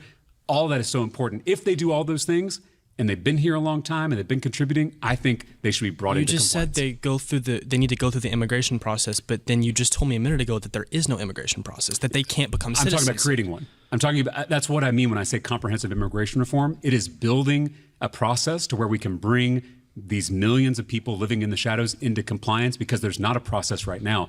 And what you're asking is the process on the front end, how they got in here. And I hear so many people say they should come in the right way. We should create a process where there is a right way, where there's a line and it's a fast moving line. I mean, I think you would agree, Tyler, that someone shouldn't wait 20 years to hear back on their application. That's not a process at all. And that encourages people to come here the wrong way. So I'm saying this is a step. I'm going to back that up. I'm going to actually back that up a little bit more so you can watch his face. Now, he just realizes he's losing. And he realizes if he says what he wants to say, he'll look heartless and like a piece of shit. Watch his face. Process to where we can bring these millions of people living in the shadows into compliance, because there's not a process right now. And what you're asking is the process on the front end, how they got in here. And I hear so many people say they should come in the right way. We should create a process where there is a right way, where there's a line and it's a fast moving line. I mean, I think you would agree, Tyler, that someone shouldn't. So I'm going to pause here because he's about to say, yeah, I agree. It should take that. After you've watched him just fucking eat his words, he kept trying to open his mouth like he was about to say something. And then James would point out, we need to create the system. He is livid. He does not want those people to come in, but he knows he can't say that. And he doesn't have the balls to be like the fascist who was on here with Mehdi. Wait 20 years to hear back on their application. That's not a process at all. And that encourages people to come here the wrong way. So I'm saying this is a systemic problem. You've been voted out. Please return Great to your job, seat. Tyler. Okay, so Tyler's a piece of shit. His facial expressions give it all away. His argumentation style gave it the initial suspicion, and he could not fucking come up with the way he needed to say it where he didn't sound like a bigoted piece of shit. I don't care. Tyler, suck my asshole. Hi, I'm Jakk, and this is FOFANews with Jakk Reacts to James Talarico, verse 20 on Jubilee. We just got done with the fucking taint stain that was Tyler, and we're now on to the next person. I have no idea who it is. I've stopped the timer at 1 so that I can then, react to it cold with you guys. And we're going to see if this piece of shit is any better than the last piece of shit, or if he can actually be a decent human being like Malik seemed to be. I don't know. I don't know. We shall see. We shall see. Hi. Hi. Shanice, yes. So nice to meet you. Nice to meet you too. So I hear everything you're saying. I take disagreement with you saying like the Democrats nor the Republicans actually did a good job on border policy, because as an immigration attorney, it started under the Obama administration and continued under the Biden administration, where they were deporting people for having crimes of moral turpitude. You would get these notice of deportation notices in the mail. So this idea or this notion that there was just this open border plan and nothing was being done is like not true. For an immigration attorney, it took you all of fucking 45 seconds to strawman him. He didn't say it was open borders. He said neither party was doing it effectively. Notice the difference between those two statements. Are you sure you're an attorney? Did you get your fucking license out of a Cracker Jack box? This is basic English, bitch. And in terms of them not hiring people, even the Trump administration had spent a lot of time creating different courts in El Paso and trying to force people to stay out of the border and make Mexico create different courts. And even the Trump administration today is still hiring judges, immigration judges, and fast tracking people out of the country. So I don't understand. No, fast tracking people out of the country is only the correct option if your goal is to remove people from the country. If the job for the immigration attorneys is to do the job of immigration and let some people in and get rid of only the most negative outcome potentials, then what they're doing is wrong. So what Trump is doing is breaking the system worse. Thank you for playing. You have failed. Fucking cunt. What exactly you're saying, and especially when you say public safety, because if we look at what's happening, we have mass shootings that happen because of U.S. citizens. Yes. And so this conflating of illegal immigration and public safety, I just think is like a misinformation. And as a politician, for me, I expect you to come up with an argument that makes sense. Like you said, okay, we want to create pathways to citizenship. Well, how do you do that for people who are illegal? We had DAPA, we had DACA that created work visas, but that wasn't a pathway to citizenship. And that's not fair to the people who have H-1B visas. That's not fair to people who have K visas for their fiancés. So I'm just a little confused as to why we would fast track people who are here undocumented and ignore people who appealing to the other people in the broken system, and why we should not favor these other people that are more than likely fucking fleeing oppressive countries as opposed to trying to come in to be with their fiancé? Oh my God, it's almost like your fucking question answers itself. H-1B visas are brought over here to work and make money for the companies at a fucking exceptional rate because of their lower pay compared to the average worker, due to their more prisoner-like status, due to the fact that they will get deported if they get fired. That's first. Fiancé visas should not ever gain priority over somebody seeking asylum. Not for 1 second of one day, ever. And if they are having to use a K visa to bypass the asylum process because of how slow the asylum process is, they are committing immigration fraud and should be prosecuted to the nth of the law. Because when it comes right down to it, they are part of the people creating the fucking stagnation within the system. God, I swear to God, I usually am not this snarky or, kind of condescending in this way, but this fucking lawyer is bringing it out at me because she should fucking know better. Have been waiting in the visa process line for a long time. Well, first, thank you for your work on this topic. I want to just clarify a few things. I never said that we had an open border policy. I also don't think we should fast track anybody. What I'm trying to do is create a system that works. And when I speak about the failures of both political parties, including my own, it is the failure to pass comprehensive immigration reform. And that's a failure from George W. Bush to Barack Obama to Donald Trump the first time, Joe Biden, and Donald Trump the second time. What I'm saying is we should be going after the cartels, not our communities. We should be hunting down human traffickers, not moms and babies. We should be deporting gang members, not small business owners. But we did that. So no, we didn't. And I think that was great to have a prioritization in terms of deportation, much better than what we have now. But when you deported crime or people that were part of cartels, and we were doing that in like the 90s, the early 2000s, you happen to destabilize Central America, which caused an influx of immigration that we've never seen before. So this idea of So we have to deport them, but we can't deport them back to their home countries because we're deporting criminals, and then those criminals go commit crimes in their home country, which then destabilize it and make it a problem for more people to immigrate here because their countries are now unsafe. Hold on, I'm gonna make myself big. Do you see the problem, lawyer lady? Do you? Or do you just want to get rid of those other brown people that you don't like that speak a language that you don't understand? Is that what it is? I think that's what it is. Because if we deport criminals back to their host countries and then they commit more crimes in those host countries or home countries, and then those home countries then have more people fleeing them due to their instability, perhaps we shouldn't have deported the criminals. We should have put them in prison. Maybe? It's almost like we have a constitution about people who are under our jurisdiction. Let's explain this for the simpletons in the back. If you speed up the line, the back of the line catches up eventually. Those people do not get to leapfrog all the other shit because the people who are already here are currently part of the system. Therefore, we have to find answers for parts of the system before we add new parts to the system. Are you dumb? Did you get your lawyer degree from fucking Patriot University? Did you get a degree mill fucking lawyer, a Juris Doctorate, like fucking, one of those Kent Hovind fuckfaces? Is that what you did? I think that's what you did. Because you were fucking stupid, lady. This is basic common sense. If line forward moves forward, back of line moves forward. Do I need crayons? Draw it out for you? Living in the shadows, I want them to have a pathway. I'm not saying they should jump in front of anybody else. What I'm saying is we have to bring them out of the shadows because it makes us all safer and it makes us more prosperous.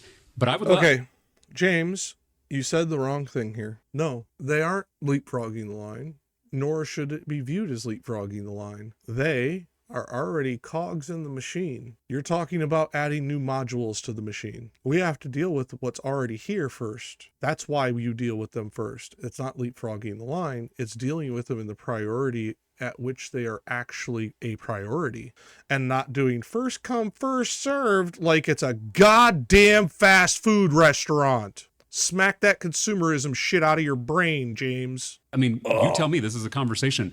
You're much more of an expert in immigration law than I am. She's so not. Tell She's me a what you fucking think idiot. that policy should look like. I think if you do what was attempted to do for DACA and DAPA, if you've been here for 10 years or you were brought as a child and you were enrolled in school, you should have a pathway to citizenship. I do understand the fundamental policy of not breaking up families, but I don't understand how we allow their children to stay illegally.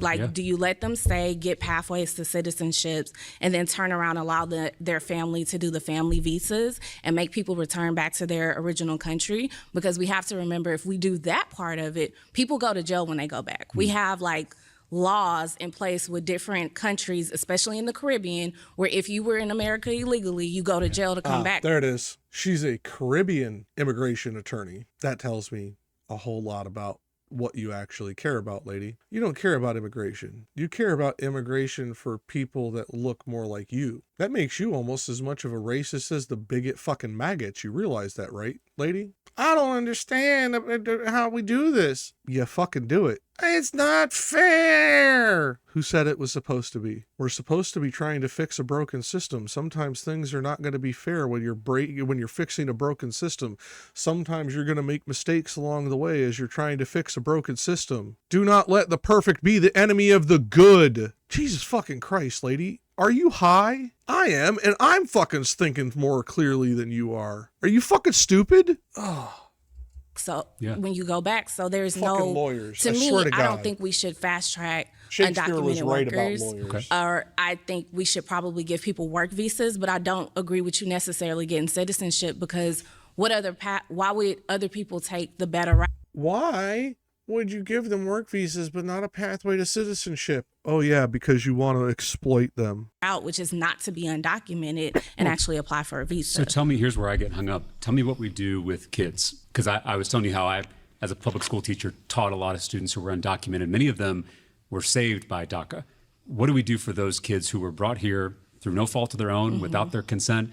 They now live here in America. This is the country they know. They know no other country. What are we doing about their parents? And you mentioned DAPA being an opportunity. What are we doing about their parents? Who fucking cares? They've been here for 30 fucking years, 20 years, 40 years, 50 years.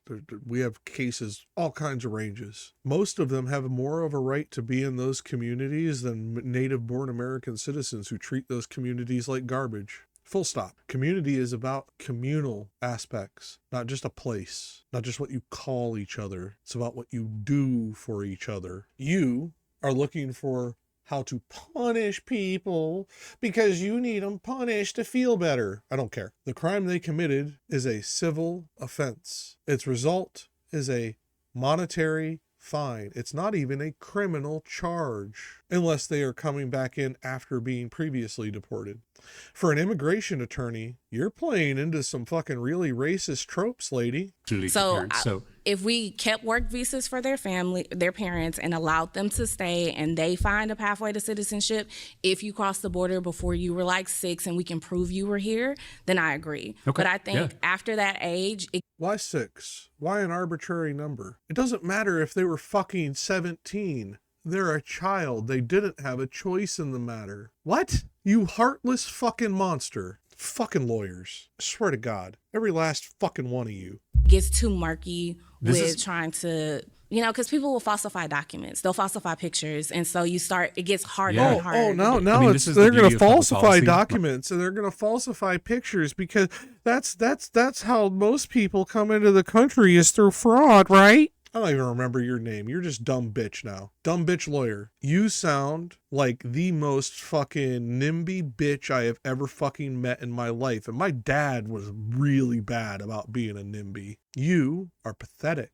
You don't care. You are trying to find the right phraseology so that you can sound presentable and do as much damage to these communities as possible by kicking them out because they didn't follow the rules. Fuck your rules. They were fleeing death. They were fleeing oppression. They were fleeing destitute fucking poverty. Let me fucking put your dumb fucking ass in the middle of Central America with no fucking money. Let's see how much you would do to get back here. Or hell, let me put you in the middle of South fucking Africa or middle of Central Africa and see how fucking hard you fight to get up to France or England or fucking hell, fucking Italy, anywhere you can fucking fit a boat into. You don't care about people. You put power in a piece of paper that is a law over the fucking value of a human being. You are a monster. You are inhuman. I hope you see this. I really do. Right, when we step out of the algorithms and the news networks, people can sit down, even if they're maybe coming at it from a different point of view, and be able to hammer out a solution that actually works. And I always try to listen to the experts because as a politician, there's no way you can be an expert in everything. And so I think you and I, some of the solutions we've just talked about, that's exactly what we need to be focused on if we're going to fix the system. I think secret police is not the answer, and we have got to find a better path forward on immigration. All right, cause you've been voted out. Please return to your Great seat. job. It's nice to meet you. Yeah. Okay, good riddance to that fucking bad rubbish. I said enough during this. I don't think I need to recap it. I think I was abundantly clear how I felt about this guest. And this has been Jakk with FOFANews. We'll get on to the next one. God, that Jubilee, if you see this, seriously, if you see this, who are you trying to fucking get on these shows in reality? Are you literally just trying to get rage bait? Is that your main focus? Or are you actually trying to progress effective conversations that will change political discourse and potentially help people? What is your goal? Have a good one, Jubilee. Go fuck yourself too. Hi, I'm Jakk, and this is FOFANews, and Jakk reacts to James Talarico, verse 20 on Jubilee. We just got done with the dumb lawyer who I don't even remember her name, and I'm going to struggle to even fucking put it on her fucking video. I may not even put her video up because of how fucking horrible she was. That being said, we're on to the next participant, and right now the conversation is immigrants make the U.S. stronger and better. We have not gone on to the next topic yet. We are still on claim 2. So we will see. I can see that this young gentleman is about to get onto the seat. I don't know his name. I don't know his politics. I don't know his position. Let's see what he has to say and see if he can do better than the last person who, honestly, she made me very angry. And she made me understand why William Shakespeare said what he said about lawyers. Just saying. But on with the video. Hi, Terrence. Nice to meet you. I'm kind of tough. I'm not soft. Okay. Yeah. So the border, I think it needs to be like closed for a while. You said that, immigrants are some of the most patriotic in my students. Your students. I think that it is black people and foundational black Americans that are the most patriotic in America. Why are we not closed?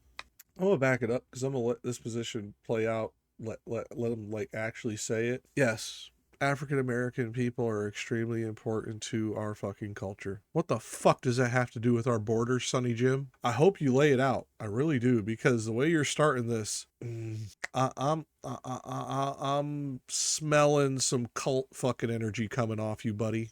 I'm gonna let you fucking say what you want to say, but I really hope you're not about to do what I think you're about to do.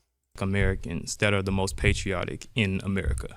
Why are we not closing the border and using the drugs that are coming in, the money that's coming in from these drugs? Why are we spending money on private schools and letting these private companies fund these private schools and not putting money into the black neighborhoods and brown neighborhoods that were here for so long in America? Okay, does America mistreat its black and brown fucking people? Yes. Do we have to do better? Yes. What does your fucking point even mean? I'm going to back it up and I'm going to listen again, because I'm not even sure you made a coherent point. Like, legitimately, like, some of that did not sound like fucking a coherent sentence. I'm going to hope that it's just nerves and you misspeaking and I can piece apart what you're actually trying to say. Because what? Why are we doing that? You mean, so we're going to take the drug money and put it into the fucking black and brown neighborhoods of America and try and improve them? So we're going to just try and rob the cartels to pay for shit? That's what that sounded like. And I really hope that's not the dumb shit you're saying, because then you're just robbing other Americans. Who do you think the money from or who do you think the money is coming from that is going into those cartels? American drug users. So you're taking poor Americans' money, funneling it through a cartel, therefore funneling it through a mechanism of human misery, and then wanting to steal it as it tries to come across the border again to pay for a problem we should absolutely solve. I'm gonna back it up. I hope I just misread you and that was a complete straw man. But dude, that are coming in, the money that's coming in from these drugs. Why are we spending patriotic in my students? Your students. I think that it is black people and foundational black Americans that are the most patriotic in America. Why are we not closing the border and using the drugs that are coming in, the money that's coming in from these drugs? Why are we spending money on private schools and letting these private companies fund these private schools and not putting money into the black neighborhoods and brown neighborhoods that were here for so long in America and actually built what a lot of immigrants enjoy today? Yeah. And what are you going to do to kind of lend a hand in that way? Yeah, I don't think we're disagreeing that we need way more investment in our communities, particularly black neighborhoods all over Texas. But I would say that this discussion about immigration also applies to black people because we have black immigrants. Not all immigrants that come to this country are from Well, let me start. Latin America. Let's cut out the black. Wait a minute. So he's trying to talk about the very thing that you're trying to talk about. Let's just cut this out. God, I hate this guy. Please do not be a fucking black Hebrew Israelite. Please do not be a fucking black Hebrew Israelite. Not all immigrants that come to this country are from Well, let me start. Latin America. Let's cut out the black immigrants. Sure, right now, sure. I'm talking about foundational black Americans. Yeah. And foundational white Americans. Yeah. So I'm native of Texas and a descendant of slavery, right? So why are we not focusing on that instead of like closing the border? I mean, these people, it's not America's job, right, to take care of someone's child and mother from another country. Okay. Whew. He is not a BHI. I'm glad about that. At least he seems to not be. But he did. I really thought with how he was doing that build up, he was about to fucking go into that fucking horse shit. I'm really glad I fucking misread that one. Whew. That being said, it's not America's job. Dude, shut up. If we shut down the border completely, it wouldn't help your community, it would hurt your community. Full stop. Foundational black and foundational white Americans is a nonsense term that means nothing. This is not blood and soil. What the fuck are you, German? Ugh. That's that country's job, okay? If they want to put America as a dumping ground and then we have to now spend money to put these immigrants somewhere else. Dumping ground. Yeah, you're barely human, buddy. You just dehumanized an entire fucking multiple nations of people because they're trash. Because you're playing into the fucking Republican trope of, oh, they're sending their worst and they're asylum seekers. They're insane people and they're criminals and they're emptying out their prisons and treating us like a dumping ground. You fucking coward. No, they aren't. Why the fuck do you believe that? Oh, that's right. Because you want to believe that. Because you want to blame the immigrants for why your life sucks. Oh, don't get me wrong. America's to blame for that too. I'm not blaming you for your life. Trust me, America fucked you over in so many ways, I don't even know them all. But now you're trying to fuck over other people. That's unfair to me and other foundational white Americans. So here's where I agree with you. We need way more. Me and other foundational white Americans. I think you misspoke. I hope you misspoke. Because, like, this foundational white, foundational black American bullshit, who cares? We are not blood and soil fucking nonsense. That's fascism. I mean, not literally, I mean, it's part of it, but like, I mean, that's fucking nonsense, dude. We're supposed to help you end them. That's the reality. And if we stop helping them completely and cut off the border and cut off immigration and therefore fucking cut our nuts off economically, if you're in a fucking less than fucking affluent community, that's going to harm you disproportionately so. So quite literally, to harm these people that you think we're helping in a way that is unfair to you would harm you. So you would literally punch yourself in the dick to get rid of these people, because at least that would be fair to you. Oh God, dude, immigration makes people fucking so investment ignorant in our communities here in America. How? It's why I fight. It's why I fight for. How do we need to invest in those communities? Yeah, it's why I fight for public education in the Texas legislature. It's why I have fought to lower housing costs and provide more funding for affordable housing. Let's take education just to drill down. As you know, I was a public school teacher, so I know the system from the inside out. By the time kids show up to kindergarten, the first grade, kids who grew up in poverty are already behind their peers. Their affluent peers who have enrichment opportunities, have summer camps, who hear a lot more words because they have a stay-at-home parent or a parent who can stay at home, versus kids who grew up in poverty.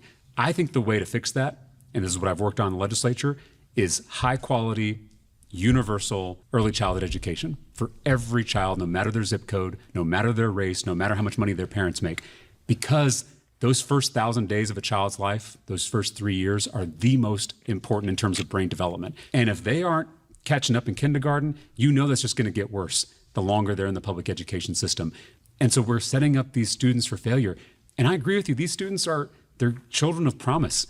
Again, they're made in the image of God. They have something to contribute. Our job is to create a system that allows them to do that. I think early childhood education is a key part of it. Are you willing to take away the money that we're putting toward bringing other immigrants in?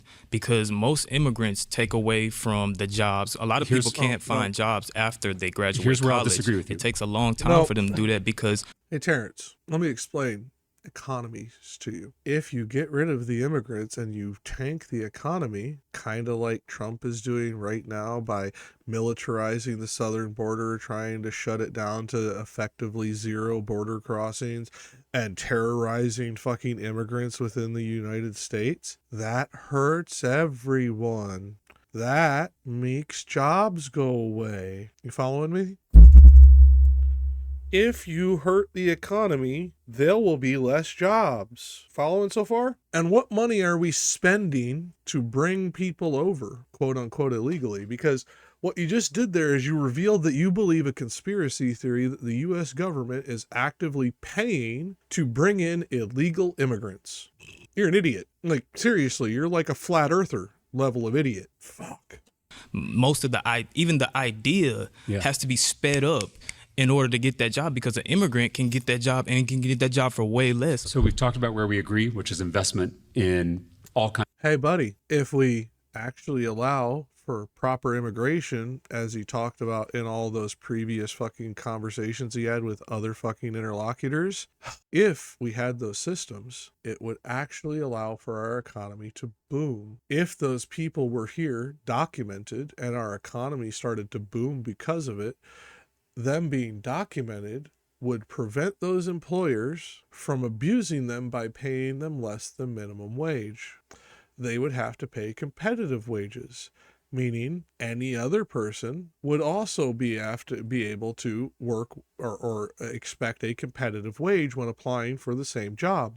The advantage that you're talking about is directly tied to you keeping their fucking immigration status as illegal. If they are documented and protected carefully under the law, the U.S. government or U.S. companies that are employing them can't oppress them, can't exploit them and pay them less than a living wage. Well, probably could still do that because we do that to our own citizens, but pay them less than minimum wage to do the job and therefore, quote unquote, take a job from an American.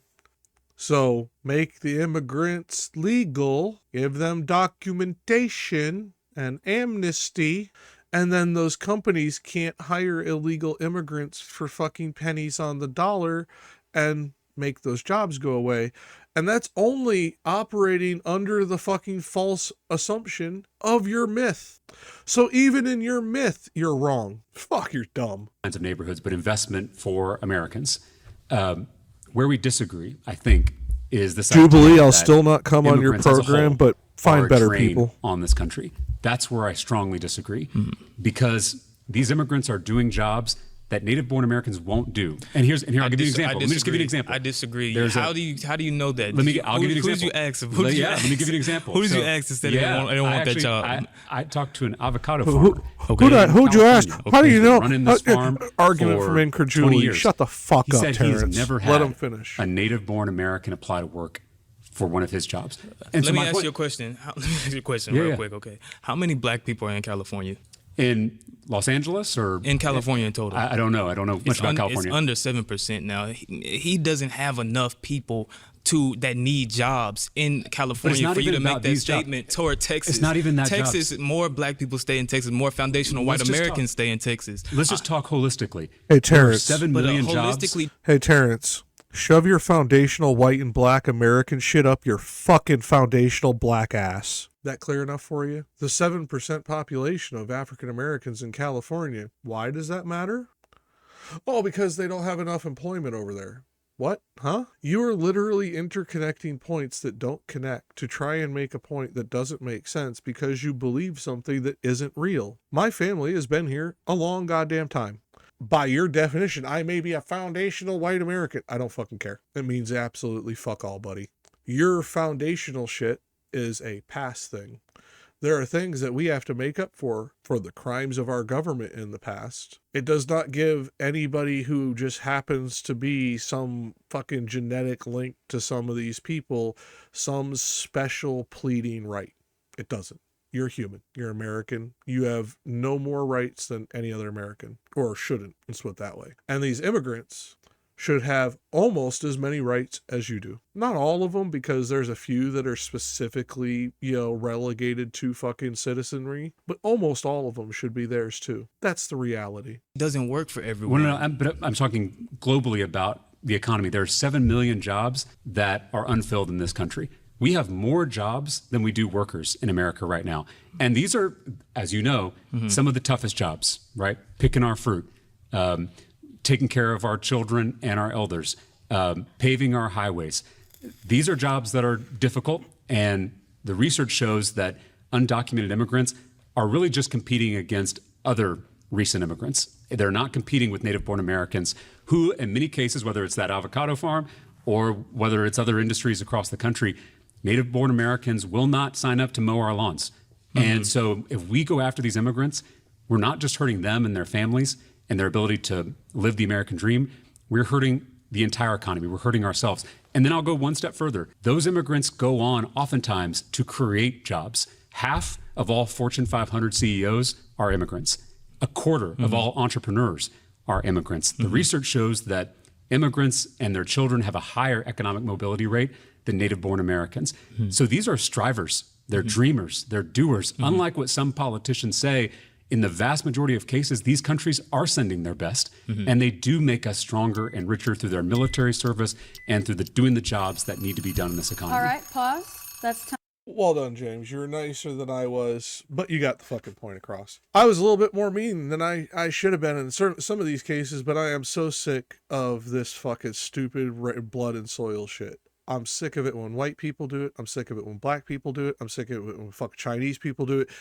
pick your fucking ethno-state bullshit. I don't fucking care. It's wrong. It means nothing. Nothing. If you care so much about foundational blank, really, so how many Native Americans have you helped get a job, Terrence? How many Native Americans have you helped fucking get housing, Terrence? How many genocided people groups that we fucking stole this land from, murdered, stole their children, have you helped, Terrence? You want to play oppression Olympics, motherfucker? Everybody has that in their history. It doesn't impress anyone. Not on the right, not on the left. The only people it impresses are other fucking oppression Olympic motherfuckers. Grow up. Immigrants are not the source of your problem. Rich, powerful, white men are. At least a majority of them are white. People who are oppressing us and stealing our wealth as we speak are the ones that are to blame, not the fucking immigrants. You make me sick, Terrence. You make me utterly sick. You really do, buddy. This is why I get so angry at people like you and Maria and lawyer dipshit and bigot boy. You guys live in fear, and instead of fucking actually focusing on the things that are causing your life to be shittier, you attack other people who are being oppressed by those same systems. You attack other people who are being marginalized and victimized and exploited. Or you try to pull the ladder up behind you like fucking the one jackass did with his fucking rhetoric. So that, I get these benefits. Fuck these other people. They should just stay in their country and die. That's what you're doing, buddy. I don't care. Grow up. Read something on some humanism. I don't know. Fucking learn what basic morality is. You don't have it. You've put everything through an ideological lens. I'm a communist and I don't even do that, dickhead. Humanism. You are a human first. And if you aren't a human first, what's the fucking point? Hi, I'm Jack, and this is FOFANews, and Jack reacts to James Talarico, verse 20 on Jubilee, and we just got done with the piece of shit Terrence, who really fucking irritated me with his fucking racial politics crap. Instead of caring about human beings, he cared about blood and soil nonsense, but wasn't even smart enough to use the phrasing. I don't care, Terrence, go away. Well, we're on to the next one, and I believe we're about to start with James Talarico's third claim. I don't know what it is. I hope it's as good as the first two. I hope he has better guests than the first two claims did, though, because, man, this has been one of the shittiest episodes of this fucking show I've ever fucking seen out of the very few I've ever fucking watched. But, like, Jesus Christ, dude, it's rapid pace. Like the people are going through, half of them don't get to fucking say half the shit they need to. The way it is clipped through, like I'm sure there was more said that was probably fucking important, but they're going after the fucking clip chimps. Jubilee, suck my asshole. It's ass flavored. What are you doing? Give us actual meat. You are giving us fluff. My next claim is that your vote matters in 2026. Okay. I'm going to be as nice as I can be. James, you did two really good topics to start. What is this softball shit, dude? Come on, man. I have agreed with every claim you have made, including this one. But this is some softball shit, man. You know how to fucking actually address people better than this. This is dumb. Dumb. Just because, like, dude, you claim MAGA has warped Republicans to the point of blank. Like, you could have done so many other things that could have actually shown the actual issues with our current system and made these undecided voters actually have to critically think. Your vote matters in 2026? Duh. That's true of every fucking election cycle. That's literally the point of voting, is that your vote matters. Come on, man.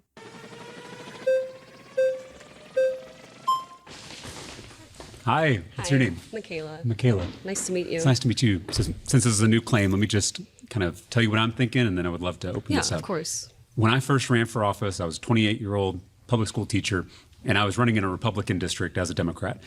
And so I had to knock on literally every door in order to get elected. And I was trying to talk to my fellow young people. I'm a millennial. I was also trying to talk to Gen Z. And I kept hearing this refrain, I'm not interested in politics.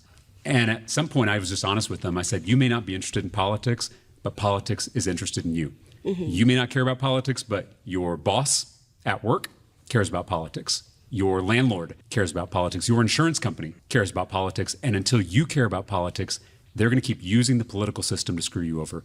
Barbara Jordan, a great Texan, had this quote where she said, if you're not at the table, you're on the menu. And so the argument I'm making with this claim is if young people in particular aren't at the table in this election, we will continue to be on the menu in 2027.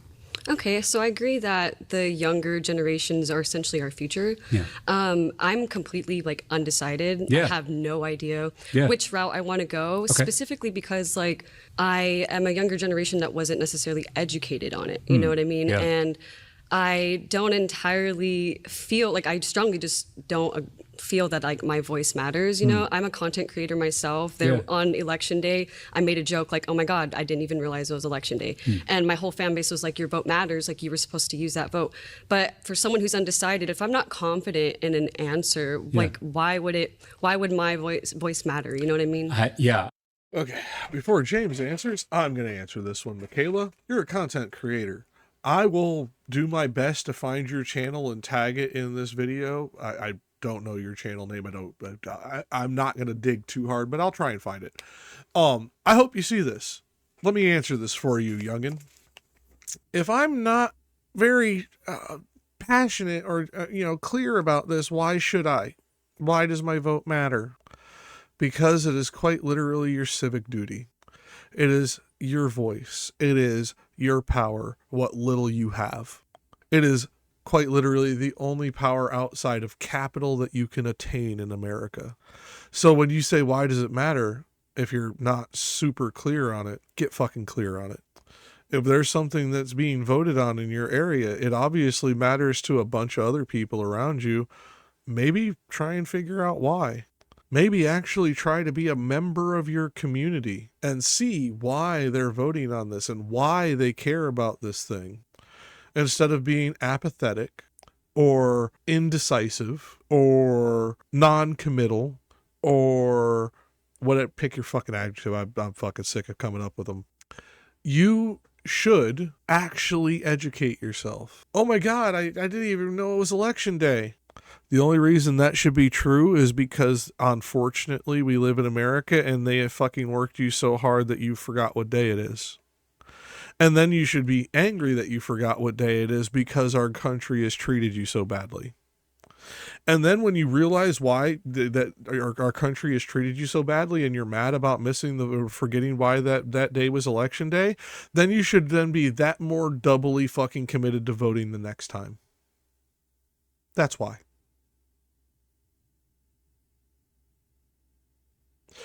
I'm 55 years old. I have voted as many times as I have been able to do so in the areas I have been when I lived there. I have voted primarily fucking extremely progressive my entire life. A couple of Republicans got a vote, but not many. I don't care what your position is. I don't even care if I agree with your position, Michaela. I don't. You could be a maggot piece of shit. I still want you to vote. It's important. The reason it's important is because of what you're doing right now. Why does my vote matter? Because they made you feel like that. That's why your vote matters. Because they made you feel like your vote didn't matter is why it matters even more. It's why your voice needs to be raised and your fist raised with it next to a bunch of other fucking people who are pissed off that they feel the same way. That's why your vote matters, Michaela. But let's see what James says, because he's been fairly good for the most part on this. Let's see if he takes it as passionately as I do. I hear that. And your first point about how we don't teach young people about the system of government and how to vote and what it means, we're doing them a disservice. And we are actively disenfranchising them by not empowering them with that knowledge. In my first term in the legislature, I actually got a bipartisan bill through the State House. It ended up dying in the State Senate for comprehensive civics education. It's been a long time since we've had real civics education in this country that teach young people how to take ownership of the democratic process. And I think that's absolutely necessary if we're going to give people the tools and the resources to remake this broken political system in their own image. Because politics is corrupt. I will tell you that as someone who's in politics, Yeah. the system is corrupt from top to bottom. The only way that's going to change is if people like you, people around the circle, people all over the state decide to take that power back and transform this broken system. So I'm not disagreeing that it's rigged. I'm not disagreeing that it's stacked. That's all true. I think where we may be disagreeing is that we're powerless to change it. I don't believe that. I have faith. Okay, he didn't do it quite as passionately as I did, but he did a really good job. Well done, James. Thank you. Maybe not evidence, Yeah. but I have faith that when we come together across all of our divisions that are put in place by billionaires, when we do that, we can change this country for the better. It All right, may not go pause. fast, but it'll happen. You've been voted out. Okay, Michaela, it's another short video. Most of it was probably me talking, if I'm being honest. I hope you listen. I like I said, I will try to find your channel so that I can link it, so that hopefully that you get eyes on this and that you can hear my impassioned plea to you. Your vote matters. What James said to you and what I said to you are the reasons why. If you throw your vote away, either through apathy, anger, pettiness, they win. The people who are trying to make the lives of my kids and my grandkids worse win. The people who are trying to make your life worse win. That's why it matters, Michaela. And I really hope you listen to this, and I really hope you take it to heart, because this feeling you have of your vote not mattering is what they want. They want you to feel like nothing matters, that your vote can never change anything, because the longer they keep you from voting, the longer they keep power. And the longer they keep power, the more of us they can fucking hurt and rob and fucking leave fucking destitute and take that money and run. That's why your vote matters, Michaela. And I hope you use it next time. Hi, I'm Jack, and this is FOFANews, and this is Jack Reacts to James Talarico, verse 20 on Jubilee. We just got done with Michaela, and she made me go a little bit more into the fucking heartstrings than I really like to do. That being said, we are on to the next person, and the topic in claim 3 is your vote matters in 2026, which is a basic duh moment from James, and he gave a halfway decent answer on the other end of Michaela's fucking question. And if you did not see that episode, please go watch it. If you are a young person who feels your vote doesn't matter, please, you go watch it and insert Michaela's your name over Michaela's. I have the same speech to you. And with that, we are on to the next contestant. Have a good one. And we're on with the show. Hey. All right, I'm going to come at you hard on this. Okay. 3 points. God. Yeah. One Bigot boy. Okay. is it's contradictory to what you said earlier. You said millionaires and billionaires control it. They're all bad guys. We hate them. We know how that happens, right? Advertisements. And so, one, that's contradictory. You're saying it matters. You're also saying it doesn't matter because of millionaires and billionaires. Two, politicians contribute. Politicians are half of the problem. Things like we put R&D on the voting card. Why? If you don't know who you're voting for, why would we put that there? If you're too uneducated and stupid, why are we giving you the worst shortcut ever? Daniel, dipshit, let me explain this to you. I don't like stupid voters either. By the sound of it, you're one of them. But their vote is their right. That's first. Second, if they're too stupid to know who they're voting for, show your privilege. Not everybody has the time, education necessary to research every single person on a ballot. And sometimes they will, and I will say unwisely, they will trust that letter next to the name because they hope that their party has their best interest at heart, or at least their common interest at heart. And disenfranchising voters, even if they're stupid, is wrong. Is that clear enough for you? Fuckface? And that's a political system. Yeah. And then we do things like get out and vote. I'll tell you this, at a bar, and I see this giant sign over the stage in a bar, get out and vote. That's idiotic, because the only person that's going to influence is the person who said, I'm not going to vote, but you know what? I was at a bar and drinking. I saw a sign. I'm going to be an informed, educated voter. No, we don't want those people voting. And then lastly, honestly, no, James. Stop. Daniel, if they are a person who is taxed in this country and has a need of representation in this country, we want them as voters, every last one of them. You un-American piece of shit. You un-American, cowardly, elitist scumbag.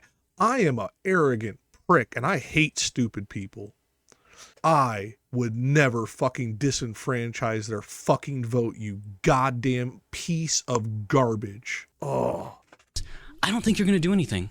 We've heard it before, drain the swamp, eat the rich until they get voted, and then they're just rich people swimming in the swamp. What are you going to actually do that changes that system that you're talking about? Yeah. Well, one, I agree you shouldn't drink and vote. You got to keep those two things separate. We'd probably get better voters, honestly.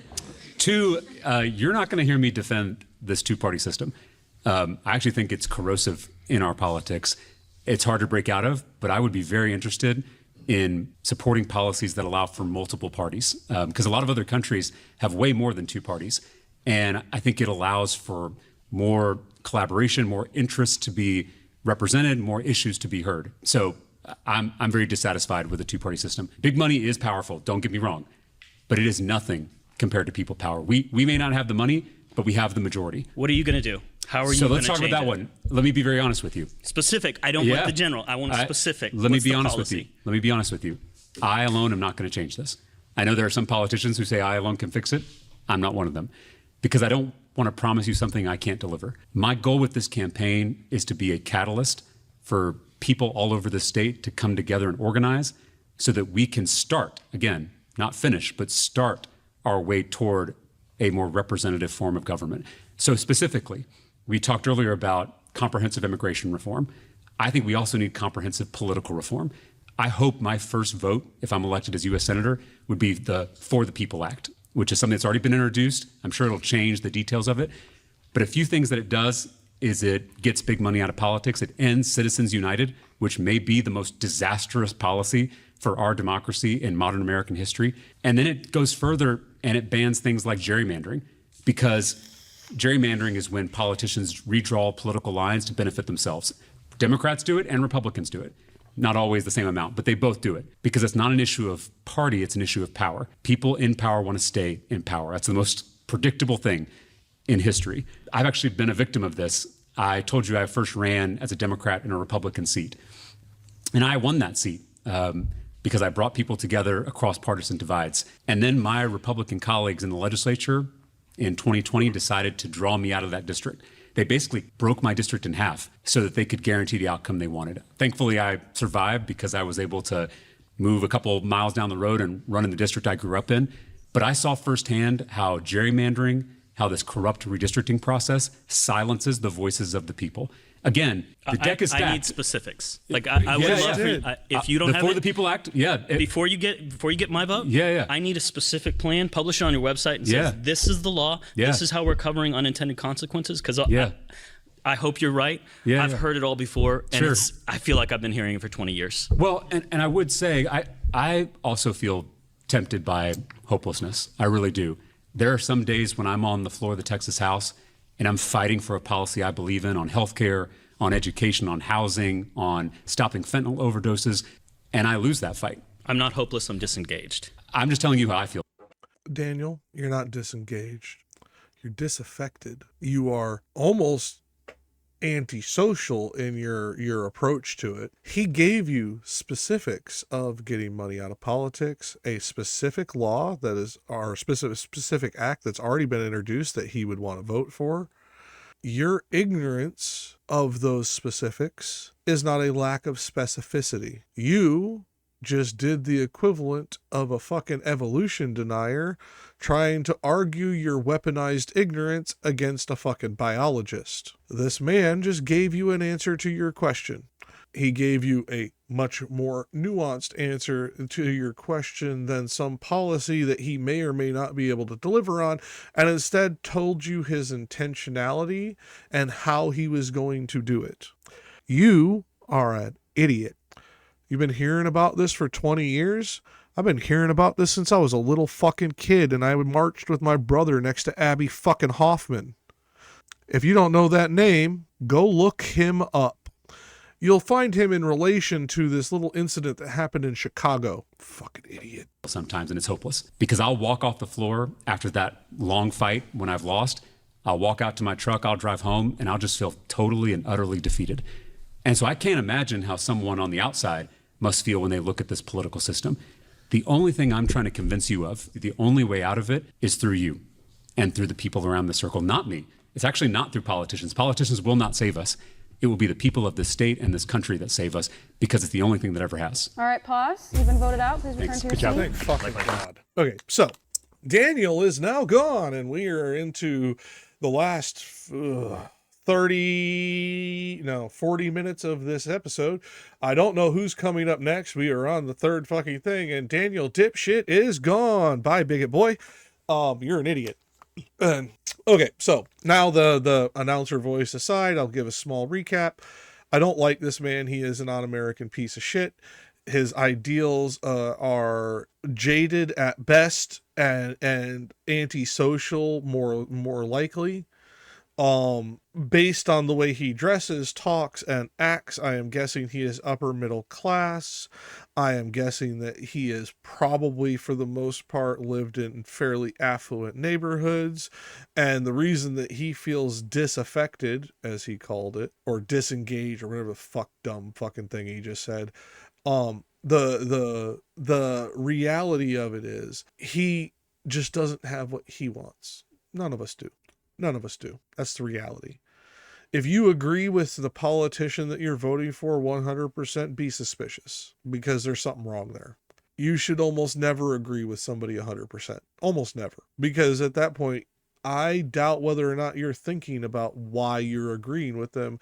And then I have the feeling that you are emotively reacting to that and deciding based on emotion. I could be wrong, because I don't have evidence to support it the other way, but it's what I feel you are doing. Anyways, this is Jakk, and this has been FOFANews, and on to the next contestant, whoever the fuck that may be. Hi, it's Jakk, and this is FOFANews, and Jakk reacts to James Talarico, verse 20 on fucking Jubilee. We just got done with Daniel Bigot Boy Dipshit, and we are on to the next contestant. Your vote matters in 2026 is the topic. It's the third claim of the show, and we are in the final 40 minutes of this hour and 40-minute episode. So, where have we gotten? We've had very few decent participants in this particular episode. Very few decent points. I have gotten very angry with a vast majority of them because they are all fucking idiots. And honestly, I'm probably gonna just keep going the way I'm going. I'm not gonna moderate myself anymore. I'm gonna react cold with you guys. I don't know who's coming up. I hope they're better than the last, because I'm sure my blood pressure's through the roof with these idiots. James has been pretty spot on. Not perfect, but pretty spot on. Honestly, I'd put this comparable to Dr. Mike on, which was one of the very few episodes I actually watched because I wanted to watch the creator involved. He has only made a couple of mistakes that only a hardcore progressive or leftist is going to care about. So more than likely in Texas, this is not going to affect his overall voter base, which is good. But in the grand scheme of things, he has done exceptionally well. Daniel is probably the worst of the bunch so far, and lawyer dipshit lady was second. Terrence is probably holding on to the bronze medal for fucking dumb fuckery on this one. But we shall see if somebody can fucking dismount him from the podium. On to the next contestant, and here we go. Hello. Hi. What's your name? Lital. It's nice to meet you. Nice to meet you. Okay. So Interesting name. I disagree in the fact that my vote matters because not only things that I've historically seen, but let's just talk about the last, let's just say the 4 years. Yeah. While I was in law school, I had an internship, Capitol Hill. Oh, okay. And I actually, at the time, Democrat, because I was going with my family, how I was raised, but there were a lot of things that I saw. It was actually something that you had touched on earlier about the corporations, their involvement, them paying money to different politicians, and it was on both sides. Yeah. And I realized that they all laid in the same bed. There is no different. I changed. When I got back to Texas, I took that off. I'm like, put me down as an undecided or independent voter. Yeah. Like, you are very charismatic. I like a lot of the things that you said. However, I'm still the how, and how is it going to be done? Yeah. So the gerrymandering, obviously, that's been an issue. So if you have politicians involved in that, pretty much you're already saying that my vote doesn't matter, that it's about what the politician wants or the particular party. Also, something else that I don't like that the Democrats do, or even really on both sides, you don't make sure that the communities are informed of what you've done or what you're going to do, even down to us just voting for the propositions. The language was written in a way to where people didn't understand it. Also, again, both parties weren't out there trying to inform the people to make sure that they understood what each proposition was saying. And so to me, it just seems like it's pretty much all controlled. Yeah. And it's not about what I want. It's not about the needs of the people. Yeah. And that it's already a fixed race and it's already decided. So my thing is, what are you going to do to not only inform the voters, Yeah. but what are you going to do to even, because we've talked a lot about the system. Yeah. But this is 100 years of a system that's not looking like it's going to be shaken. All right, pause. You've been voted out. Please return to your seat. Oh, thank fuck. Okay, so this is a very short episode. We're only 4 minutes in. She said a whole lot, and not altogether bad. She just kind of yapped, though, so it's annoying. We didn't really get to hear his response because of how long she yapped. I do not know if he's going to continue. I'll play it for a couple more seconds to see if he's going to try and give her an answer before they move on to the next guest. But Lata, let me explain something to you. Yes, a politician has a certain amount of duty to inform the voters, and voters have a certain amount of duty to inform themselves on what and who they are voting for. I understand not everybody is going to be capable of doing this. I have the sneaking suspicion, though, this is a bit nitpicky on your part. And it sounds like you are a disaffected liberal who is pushing away from the Democrats because the things you dislike in the Democratic Party, you find you actually side with the Republicans more, but you can't side with the Republicans because you know they hate POCs, they hate women, and they damn sure are fucking not a fan of POC women in high positions of authority or high specialty jobs like lawyer. I have the sneaky suspicion that you went independent because you couldn't go Republican, just based on the way you phrase things. This could be my bias against lawyers, just how you strike me.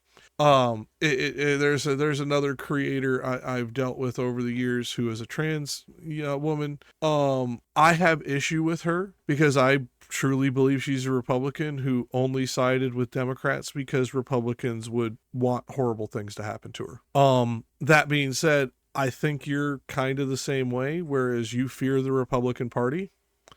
And that's the only reason that you're not voting for them specifically. But you actually agree with a lot of their positions if it wasn't for the racial bigotries. Just my 2 cents.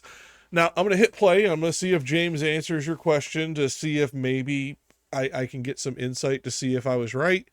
I don't think I'm going to get that luxury, and I'm adding this commentary in more specifically because fair use, I have to fill it out. And I'm going to be honest with the people watching this because I didn't get enough time to truly evaluate you effectively.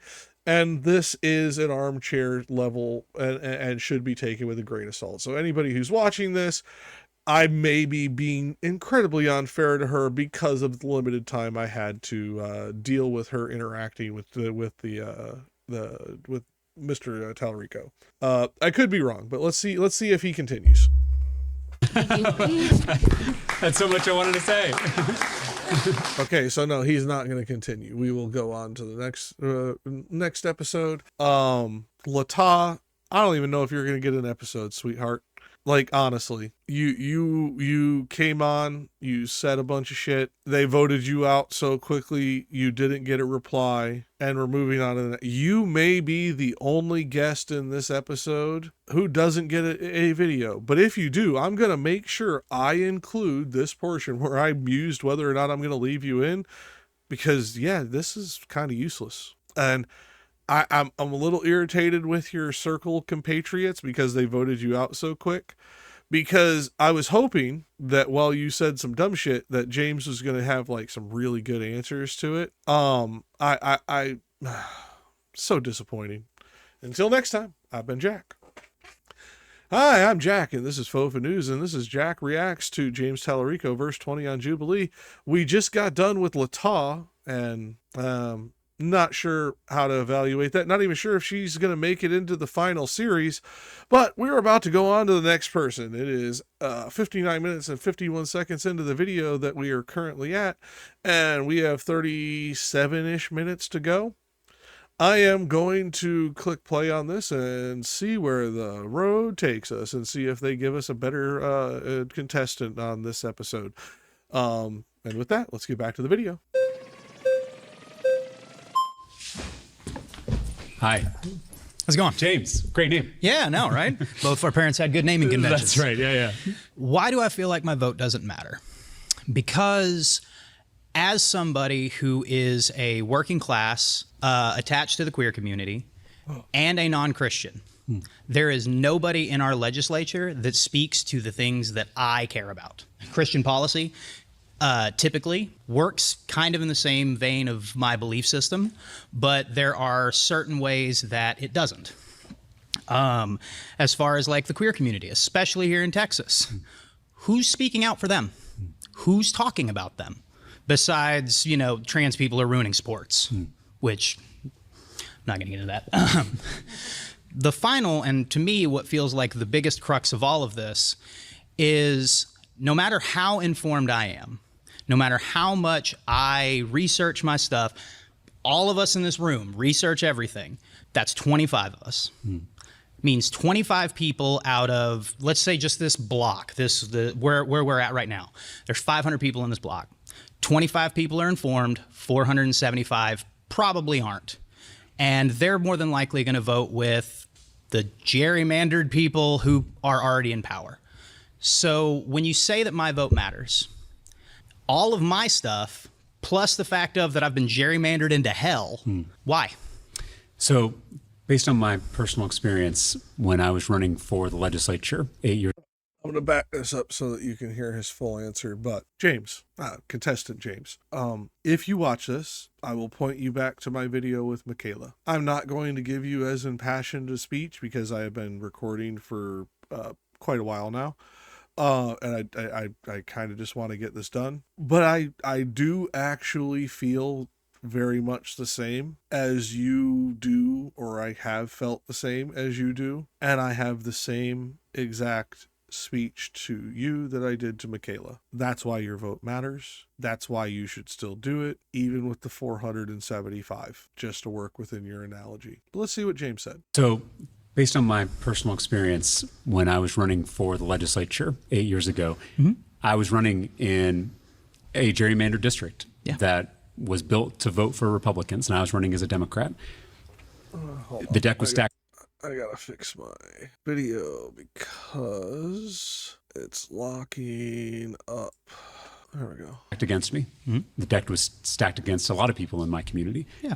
But we organized. We didn't just vote. Voting is the bare minimum in a democracy. We organized. We went block by block. We talked voter to voter, and we ended up winning that district with 51% of the vote.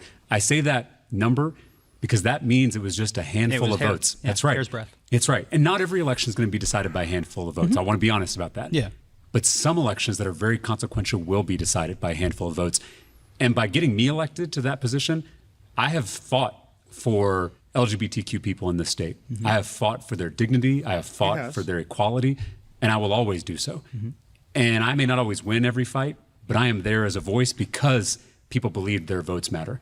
So I hear that you're disheartened. Believe me, it's even more disheartening when you're in the system. Oh, I bet. But I have seen glimmers of hope, and a little bit of hope is a dangerous thing, because Raphael Warnock, senator from Georgia, has this thing that he says. He says a vote is like a prayer for a better world. You may not always see those prayers realized in your lifetime, but having faith, and not necessarily religious faith, but faith in this American experiment, that faith means that your hope is that your sunset is someone else's dawn. For sure. Progress is a relay race, and we pass it on to the next generation. Pause. You've been voted out. Please return to your seat. Okay, James, and James, you guys both did fairly well. I kind of smacked my head, and I feel bad about it because he seems like a decent enough kid. I'm kind of sick of the id poll openers. I know that's kind of how you have to open for these Jubilee things, especially on your first time sitting down. It drives me crazy. He did eventually draw it back into a good point, and that's why I feel bad about it now. And I just want to make sure that you and the audience understand why. Because I honestly felt that I was going to be dealing with another person who dehumanized everything outside of their ideology. He didn't. I was wrong. And I'm glad I was wrong, because that was actually, well, not uplifting. At least it wasn't as depressing as some of these other calls or other conversations. So thank you, James and James. This one was at least one of the more pleasurable episodes out of the series, even though it was exceptionally short. I am looking up at my record timer as I'm saying this, 6:30, 6:31, 6:32. Yeah, I don't have a whole lot of time recorded in this video, so I do apologize. This one may get conglomerated in with Latau. I have no clue. I will decide that once we get this thing in the editing suite. But until next time, I've been Jack, and this has been FOFANews. Have a good one. Hi, I'm Jack, and this is FOFANews, and Jack reacts to James Talarico, verse 20 on Jubilee. We are about to get on to the next contestant after we just got done with James, and yeah, James was a breath of fresh air. It was a little bit less depressing than a lot of these other calls and far less anger-inducing. Let's hope this next person can do the job that James did and keep this on point and let this be a semi-good latter third of the videos. I hope this person does extremely well, because I'm sick of yelling about dumb fucks. So don't disappoint me, dude. Who are you?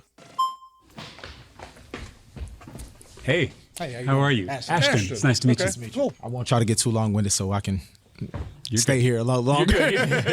But speaking from somebody to kind of walk through this thing, and I'll walk through it pretty quick. Speaking from somebody who historically has voted Democrat, I think the reason why I've transitioned to kind of that undecided space is a lot of people have spoken on it today. Being as African American living in this world, we've talked about the system in its entire thing. We can talk about billionaires and everything, but a lot of it is based in white supremacy. So as an African American man, if you think about the history of this country and how African Americans have been treated as a whole, dating back to slavery and Jim Crow and black codes and the crack epidemic, everything, you have to understand as to why you can kind of get to a point where you lose hope. Because in a sense, you have a country who continuously makes it effort to never look at us as far as people. If we're being honest, because a lot of it is based on white supremacy. A lot of it is based in the aspect of we are a marginalized group that they do not even think about. So in terms of you being a white Christian male and we're living in this white nationalist, Christian nationalist world currently right now, how can someone like you speak to me as an African male and an African American just in general and say, hey, like your vote does matter when historically it never has? Here's what I'll tell you. They wouldn't be trying so hard to stop you from voting and stopping young people across the board of all races from voting if your vote didn't matter. To me, voter suppression is proof that your vote has tremendous power, especially when it's joined with thousands and millions of other people's votes. But you're right. We are working in a system where it is increasingly harder to vote, especially here in Texas. This is one of the hardest places to vote in the entire country. All of that is by design. It's so that the people who are currently in power can stay in power and they never have to face accountability. I also want to just thank you for questioning your loyalty to any party. I'm a proud Democrat, but I've said before, I already have a religion and I already have a sports team. Like, I have no problem sharing hard truths in my party. And I don't think you should feel that you owe loyalty to any party. You have a loyalty to yourself and your community and your family. And if one party is not representing you, or if one party is taking you for granted, then you have a right to push back against them. For sure. And I think the biggest thing as far as with Democrats specifically is, I spoke with someone earlier about this. I think Republicans kind of put it in your face straight up. Hey, I don't like you and it is what it is. I guess. And I think that with Democrats, as funny as it is, I think with Democrats, they kind of speak in a sense of, hey, if I come to you and say, hey, you know, we are a very marginalized group. We are dealing with over policing. We're dealing with police brutality. It's like, hey, I empathize with you, but then they go home about their day. Well, let me tell you. Let me give you an example on that. I told you I was elected with 51% of the vote. Mm-hmm. So black voters were the reason that I was able to get elected to the state legislature. I had a constituent. His name was Javier Ambler. He was a father who was killed by the police for not dimming his brights. Yeah. He was pulled over. He told them he had a heart condition. They tased him so many times that he died right in front of them. Yeah. The whole thing was filmed for a reality TV show called Live PD. It's kind of like Cops. The research shows that those reality TV policing programs encourage more violent behavior from police officers toward constituents. Oftentimes it's black and brown constituents that are getting the most hurt. I worked with Javier's family to pass Javier Ambler's law, which bans reality TV policing in the state of Texas. It's not enough. We have to do so much more. But to me, that's one example of when you elect someone who does have the community's interest at heart and you continue to work with them. Again, just voting and walking away, it's not going to do it. It's not. But if you vote for someone and you hold them accountable, which I hope you hold me accountable if I'm elected as your senator, progress is possible. Yeah, and I think, and to the story of the police brutality, because I had a little brother who passed away, who was killed by a police officer. So that is something that I'm also very passionate about, because it's something that hit very home for me. So when we speak about things such as defunding the police or over policing in our communities, that adds to another piece of why it is very difficult to necessarily, if I'm being very frank, to believe any BS that Democrats are saying, because I'm living in a reality. Yeah, we can talk about things from a grand scheme, from a top level, but when you're speaking about as an African American walking everyday life, where you're dealing with things that are just based in a system that never was meant to work for me, it's kind of hard to live, to kind of see the light at the end of the tunnel. I'm a man of faith too, and I do believe that there is a belief that you have to, have hope for something, for sure. But I think that sometimes, there is hard to kind of still live in that hope when the everyday world that's around you does not care about you. And Ashton, do not believe anything I say, believe what I've done. For sure. And I think that's going to be the best predictor. What was your brother's name? His name is Isaiah. Well, I think that if we do this right, if we have a mass movement of working people of all races in this state and across the country, I think we can win this next election and actually move the country forward for Isaiah and for all the people that we've lost because the system is so thoroughly broken. Thank you. I appreciate it. I appreciate you. My final. Well done. Well done. Ashton pulled at my heartstrings. Even brought a tear to my eye because, obvious reasons. I should not do these when I'm tired. That being said, Ashton did very good and held James correctly to account, and James did fucking great on his reply. I don't know if it was humanism or political glad-handing as to why he asked the brother's name, but it's one of those things that it's one of the reasons why it hit me, is because for some reason I let my guard down thinking about which one it was. I hope it was the humanism in James that I am so used to seeing from him, and that wasn't political glad-handing, so to speak. But he did a very good answer, and Ashton asked a very poignant question in a way that too many African Americans need to hear. Yeah, the Democrats have taken advantage of you. They've taken advantage of a lot of us, and they've taken us for granted because they know that it almost sickens us to think about voting for the other side. And therefore they feel like they can just ignore our wants and needs. James is right. The only way to hold them accountable is to work with them in a certain respect. And that's rough for most people to hear. And I am glad that James did it with such grace, and Ashton accepted it with such good faith. On that, I'm Jack, and this is FOFANews, and until the next one, it looks like James is about to start a fourth claim, and we're going to get to see what that is. I'm going to end this recording here, and on to the next one. Hi, I'm Jack, and this is FOFANews, and this is Jack Reacts to James Talarico, verse 20 on Jubilee. We just got done with Ashton, and we're about to start on to James Talarico's fourth claim. I scanned ahead slightly so I know what it is, and he says, the greatest divide between the greatest divide in our country politically is not right versus left, but top versus bottom. And I will give you my input before any of the guests. He's right. It's 100% correct.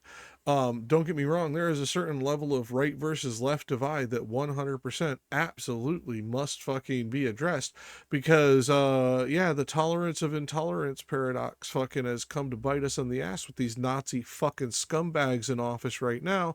Stephen Miller, I'm looking at you, tiny chief. This is the actual issue with our country. There are certain people, right versus left, that it is an issue. The majority of the issue is top versus bottom. Mr. Talarico is 100% correct with that. So I'm looking forward to see how he deals with these individuals and what they have to say on the subject. But I'm just going to point out one more time, he's 100% correct. My final claim is that the biggest divide in our politics is not left versus right, it's top versus bottom. Hi. What's your name? Krista. Krista. Spending 8 years in the middle of this broken political system, I've come to realize that the biggest divide is between the billionaires who run this political system, who run this economy, who increasingly run this whole country, versus the rest of us, whether we're Democrats or Republicans, progressives or conservatives. And I've seen how those billionaires pit us against each other with their algorithms, with their cable news networks. They're trying to divide us by party, by race, by gender, by religion, so we don't notice that they're picking our pockets. They're closing our schools and gutting our health care, raising taxes on all of us while they cut taxes for themselves. So what I'm trying to do is bring us all together across all these divisions so we can take power away from them and bring it back into our communities. Okay, I understand where you're coming from on that. And I agree that lobbying does play a big role in like some of our representatives. You know, the more funding they get, the more they have to advertise for, you know, their position that they want. But where I disagree on that is I believe that how can I say this? I believe that economics, like the top versus the bottom, accounts for economic inequity. Mm-hmm. But I believe ideology is where the polarization comes in. So you're a man of faith, correct? Yeah. So try to be. Yes, there are certain things within the right and left divide that do cause polarization. But if you think that it is the primary source of polarization rather than top versus bottom, Krista, I got a bridge I want to sell you in Arizona over an ocean. Give me a call. I'll sell you the bridge tomorrow. Jesus. You are, definitely. So wouldn't you say that your faith drives who you are as a person and your beliefs? Absolutely. And I agree that political polarization is a problem. What I'm trying to get us to realize is how these systems that we're in, a broken political system, a broken media system, a broken social media system, how that exacerbates ideological differences. Of course, we're all very different people. We're going to have different opinions. But these algorithms, these cable news networks, they fan the flames of those disagreements. And that's why we have such polarized politics, in my opinion. So you think it's like an echo chamber, like, is that what you're stating? I think that these billionaires, Jeff Bezos, Mark Zuckerberg, Elon Musk, Rupert Murdoch, the people who increasingly own traditional media and new social media, they have a vested interest in all of us being divided. Because if we recognize that we are far more alike than we are different, if we realize that we have far more in common, we're going to take power back from them and we're going to bring it back into our communities. So where I would disagree on that is... Hey, James, when did we ever have the power that they have? When? We can't take power back from them that we didn't have. We have to take power from them, period. I hope you're actually ready for what that means, Mr. Talarico, because you're going to be part of the voting base that's going to be needed to change it. Just saying. There's so many economic elites. So let's just give an example. The owners of Ben & Jerry, they spend so much time on, climate change, trying to draw that back. They spend a lot of time on putting their time into charity. Let's just say putting it towards charity for those who are less fortunate. But we have the polar opposite, right? Let's just say the owner of Chick-fil-A, they spend a lot of their time donating to more conservative. So I would say that it's not just the elite. I believe it goes back to their ideology, because we see people who are multimillionaires and they're still donating to the left. They're still donating to the right. Wouldn't you agree? I totally agree. What I'm trying to propose is that we limit the influence of those very, very wealthy people, whether they're on the left or the right, in our political system. They can have their own opinions. There's nothing more American than having your own opinions. They shouldn't have an outsized influence on our political system. They shouldn't be able to buy politicians by the dozen. I'll just give you one example. Here in Texas, there are two billionaires in West Texas, Tim Dunn and Ferris Wilks. They basically run our state government. I bet most Texans don't even know their names, but every member of the state Senate has taken their money. A majority of the members of the state House have taken their money. And for some of these legislators, a majority of their entire campaign contributions come from just these two billionaires. Okay. And they use that influence, they use their wealth to shift our state into a far right direction. The most extreme abortion ban in the country, the most insane gun laws in the country. All of that is because these two billionaires have remade our state government in their own image. I'm trying to stop them from doing that. They can have their own opinions. There's nothing wrong with that. I'm not trying to stop that. I'm trying to prevent the top 1%, these billionaire mega donors. Okay, I have not paused very much in this one, and honestly, this young lady's about to fucking put me to sleep, and James's answer is fucking stupid. Hey, James, let's answer this for you. Those two billionaires in Texas that are running your state house, there's this lovely thing called civil asset forfeiture. I guarantee you they've committed crimes. Confiscate all their land, every bit of money that's within Texas, and fucking put their ass in jail until they give you the rest of it. Billionaires should never exist ever again. The only way that you fix this system is if you get rid of billionaires. All of them. Every last one. Tax them into non-existence. If they try to flee, if they try wealth flight due to this, when you try to tax them fucking their appropriate amount, you fucking civil asset forfeiture all of it. Are we clear yet, James? You can't half measure this or you'll just be the next fucking politician in their fucking pocket, buddy. God. From being able to dictate public policy in this state and in this country. So when we have the issue of, let's just say, another multimillionaire in Texas is using it for policies that you agree with, are you going to do that on both sides or are you going to just do it on a certain side? How are you going to combat that? I'm going to limit the influence of billionaires on both sides of the aisle. But whether how? it's a Democratic billionaire or a Republican billionaire. I think we've got to ban things like super PACs. Okay. I think we've got to even further limit campaign contributions. I think we've got to prevent lawmakers from being able to engage in insider trading and buying and selling these stocks. Yeah. I think we need just basic ethics reform, basic transparency, basic accountability, because when our political system works for the uber wealthy, it doesn't work for the rest of us. In fact, it hurts the rest of us. It's why we can't seem to get ahead no matter how hard we work. It's why we can't seem to afford anything, whether it's groceries or whether it's housing or healthcare or childcare. It's because the system is not built to work for us. It's built to work for those billionaires, and it's working very well for them. I think the way we fix that is by reforming our political system so that it can actually be a government of, by, and for the people again. All right, pause. You've been voted out. Okay, Krista's gone. James, your worst showing, honestly, because while I agree with most of what you said, you're doing a Band-Aid on a gushing wound, buddy. Band-Aid on a gushing wound. You have to take their money away from them. They stole that money from all of us. They used wealth extraction and that disproportionate power you just described to accumulate that wealth. It needs to be taken away from them in every way that you have a legal option to do so. I'm done being nice about this shit. You cannot do half measures with billionaires. Every last one of them needs to be taxed into non-existence. We need to enact or actually engage with our antitrust laws and break up every corporation that's beyond a certain size. We need to do a lot of shit, and one of the biggest things we need to do is 86 the wealthy completely, and the only way to do that is to tax them into oblivion. Hope you're ready for it. By the majority, please return to your seat. Oh, and yeah, she's done. Okay, so with that, we will be done with this particular episode and on to the next one. Oh, fucking hate this shit. Hi, I'm Jakk, and this is FOFANews, and we're back with James Talarico, verse 20 on Jubilee. We just got done with Krista, and I had to kind of give James a bit of my fucking mind because he said some fucking half-measure bullshit. That being said, we're on to the next person, and we shall see if they are any better. I'm highly doubting it, and I'm starting to think that Jubilee, honestly, goes around, picks the best of the best, takes them off the list, picks the next best of the best, marks them off the list, and then gives us these fucking C-lister dipshits, because there has not been but two decent people Ashton, and I don't even remember the other one's name now because it was a shorter call. But two decent. Oh, it's James and Ashton were the two decent calls.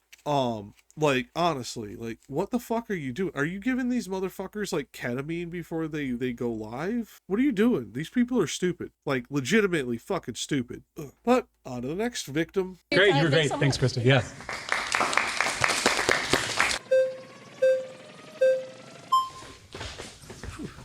The biggest thing that I just heard from this debate you were just talking about is basically billionaires are the problem. I'm curious what why do you think that they are causing the problems? So I actually think the system is the problem. The system allows for those billion. Okay, James is right, but let me explain something to Tyler to just answer your question as you fucking asked it. Why are billionaires the problem? Because you cannot become a billionaire without exploiting other individuals for their labor and paying them the equivalent of slave wages rather than a proportionate value of their production quality. If that person made you $100 million, yes, you should still be allowed to make a profit, but you should not be able to make $99 million a profit. That's not proportional to what actually is fucking being granted by that worker. That's why. If we were proportionally paying people what they're actually worth and what their fucking expertise are actually worth, a billionaire would never have existed. People like Elon Musk would have never fucking broke a couple $100 million. It would not happen. That's the reality. To have an outsized influence in our political conversation, in our economy, and it crowds out the rest of us, those who are working class and middle class Texans. And I want to try to right that imbalance. I think what you've seen in this country for the last 50 years is an economy that used to work for most people transform into one that only works for the uber wealthy. The richest 1% in this country now owns more wealth than the entire middle class. 3 dudes, Elon Musk, Mark Zuckerberg, and Jeff Bezos, now own more wealth than 165 million Americans combined. And they're using that wealth to corrupt our political system. These are not the rich people of old. They're not buying yachts and jets only. They're now buying power. I mean, think about all the debates in our politics. Our schools are being defunded so those billionaires can get another tax break. Our healthcare premiums are about to go up because those billionaires want another tax break. And then our Social Security, our Medicare benefits are constantly under threat because those billionaires want yet another tax break. So I'm advocating that we limit their power and we empower working Texans to be able to fulfill their own God-given potential. Interesting. How do you propose that? I know you're a believer, James, but as a politician, stop saying God-given potential. It has no fucking meaning. It's a vaguity that has no policy prescription. And honestly, it's just feel-good bullshit to fucking appeal to your fucking semi-right-wing fucking voter base in Texas. Please stop. I don't even care if you believe it. Please stop. It is insulting to so many people because of how vague it is and the fact that you cannot do anything policy-wise with it due to the First Amendment. Did we go about doing that? Because, I mean, the system's been here for a long time. And I think the more important question is specifically what system? Is it the Texas system? Is it the federal system? Is it there's a lot of systems. Yes, the school system, the tax system. So what specifically are you talking about? All the above. So you said that we've had it for a long time. It has been a long time. It's been about 50 years. But I just want to remind you and those watching that we did have an economic system in this country that worked for the middle class. In the 1950s, the 1960s, the richest Americans paid a top marginal tax rate of 90%. Now, I don't know if we need a tax rate that high for rich folks, but it should certainly be higher than what it is now. It's about 37% now. And so I want billionaires to pay their fair share. I don't think that George Soros should pay less as a percentage of his income in taxes than his secretary. And that's what we have now. Again, billionaires on the left, billionaires on the right, they're getting away scot-free. They are leeching the lifeblood out of this country, out of all the systems that you just mentioned. I think the only way we're going to change that is if people like you, the people around the circle, people around the state, decide to come together across all of these divides, recognize that we have a lot more in common than the billionaires want us to think, and take power back for our communities. Interesting. So I did a little research about this, and the top 5% of earners in America make about $260,000 a year. They make up for about 60% of the total federal income tax. So that's not billionaires, right? Yeah. So that's people who are getting by, they're doing pretty Right, good. yeah. But my question is, how can you affect billionaires and also still help not hurt those who are not billionaires? That's Maybe right. they have a couple million and they're also providing jobs, because we have a lot of smaller businesses that are within the 5 million Totally range. agree. We don't want to hurt small businesses. We don't want to even hurt people who are upper middle class. What we want to do is go after that top 1%, actually the top 1% of that 1%, those billionaires who run this economy and run this country. Let's just take an example, the big ugly bill that passed a few months ago in Washington. It gave $3 trillion in tax cuts to the wealthiest Americans. Just guess what the average billionaire is going to get in terms of tax cuts from that bill. I'm not sure. $110,000. Again, our money, our tax dollars are going to those billionaires who don't need it. Guess what Okay, so his number was slightly off. Close enough. we're going to get? Regular people, what we're going to get from that bill? Not sure. A little over $1,000. Okay, yeah. To me, that feels wildly unfair. And it prevents all of us from being able to start that new business, from being able to grow the economy.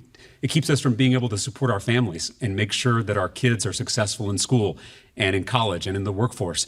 That is how this rigged system prevents us from achieving our potential as a country. All right, pause. You've been voted out by majority. Please return to Great your job, seat. Tyler. Goodbye, Tyler. Jesus fucking Christ. Okay, so we just got rid of the temporarily embarrassed millionaire, because that's what that kid is. Anybody who's fighting that hard to fucking protect billionaires and trying to look up the top 5% includes these 260. Yeah, because you looked up top 5% without weighting your values. You just tried to look at it as a broad spectrum of things. Yeah. Dude, if you include everybody in the country, the top 5% will be in that. Because a lot of those fucking people are old people who make no income, or young people who make no income, or disabled people who make no income. I fucking hate when people try to talk economics and don't understand economics. Tyler, you're an idiot! Ugh. But with that, I am Jack, and this is FOFANews, and until the next one, which hopefully will be the last, because according to this, I'm at an hour and 18 minutes of an hour and 37 minutes. So we do not have too much longer to go. I hope this is going to be the final fucking guest before the recap. So I hope this final 20 minutes is him like bringing people back. We shall see. Until then, have a good one. Hi, I'm Jack, and we're back with FOFANews and James Talarico, verse 20 on Jubilee. We just got done with Tyler, who is a fucking taint waffle, and I fucking despise him. We shall now move on to the next person, and I shall see what they are like. I do not know what they are like. We are reacting to this cold, and we are on the claim that the biggest divide in America is not right versus left, but top versus bottom. James has done pretty effectively on this topic so far. Let's see if he keeps it up. Oh, she's been chomping at the bit. Hi. Tess. How are you, Tess? So nice to meet meet you, you, James. So I'm going to be straightforward, honest with you. Yeah, please. I agree with a lot of your stance. Sure. I am also, my family, our income household, we are in that top 3%, not one. Yeah. That being said, do I wish, I'm sure I'm not the only one out there. Yeah. Me and my family, we're not opposed to being the people who say, you tax us more. Yeah. We're okay with that, because everybody around me, everybody I know, they're going, paycheck to paycheck, single parent. There's not many people we know that are as blessed as us. Yeah. That said, is it top to bottom that's the problem, or is it left to right? Because when you look at what's going on, I do think that there is a portion of greed that is effective in the billionaires' minds, or the top 1%. But I think there's a lot of left and right when it comes into it, especially when you look at the industry that it plays into, whether it's oil or I'm still here listening, but I'm going to let her go. Housing or whatnot. So I disagree that it's not entirely top bottom. I think it's a good portion of it plays into left and right. So here's what I want to point out. This political discourse in our country, it is controlled by those billionaires increasingly. These for-profit social media platforms, these predatory algorithms, they elevate the most extreme voices on all sides to provoke our outrage. Right. Because that gets more clicks and that makes them more money. It's a rage economy. Right. Anger sells, fear sells, hate sells. These platforms designed by those billionaires, these platforms appeal to our worst demons instead of our better angels. These billionaires are engineering our emotions so they can profit off of our pain. They are selling us conflict and calling it community. These platforms don't incentivize us doing what we're doing here, which is listening to each other and finding common ground. These platforms want us at each other's throats because those billionaires benefit. Whether you're in the top 3% or whether you're in the bottom 3%, we have a lot more in common with each other than we do with those billionaires. Absolutely. And so they want us focused on how we're different. There's definitely a progressive conversation, a conservative conversation. That's been happening since the beginning of time. It's healthy, it's good. I'm worried about how these platforms, they divide us further apart so that we can't find that common ground anymore. And it's corrosive to our politics. Well, if you're elected senator, what are you going to try and implement and pass in order to make sure that this divide is eliminated? Because this divide is kind of tearing all of us apart. It is. One, I want to be very honest with you. One candidate, one senator is not going to fix this. Oh, absolutely. This is going to be fixed by you and the people around the circle.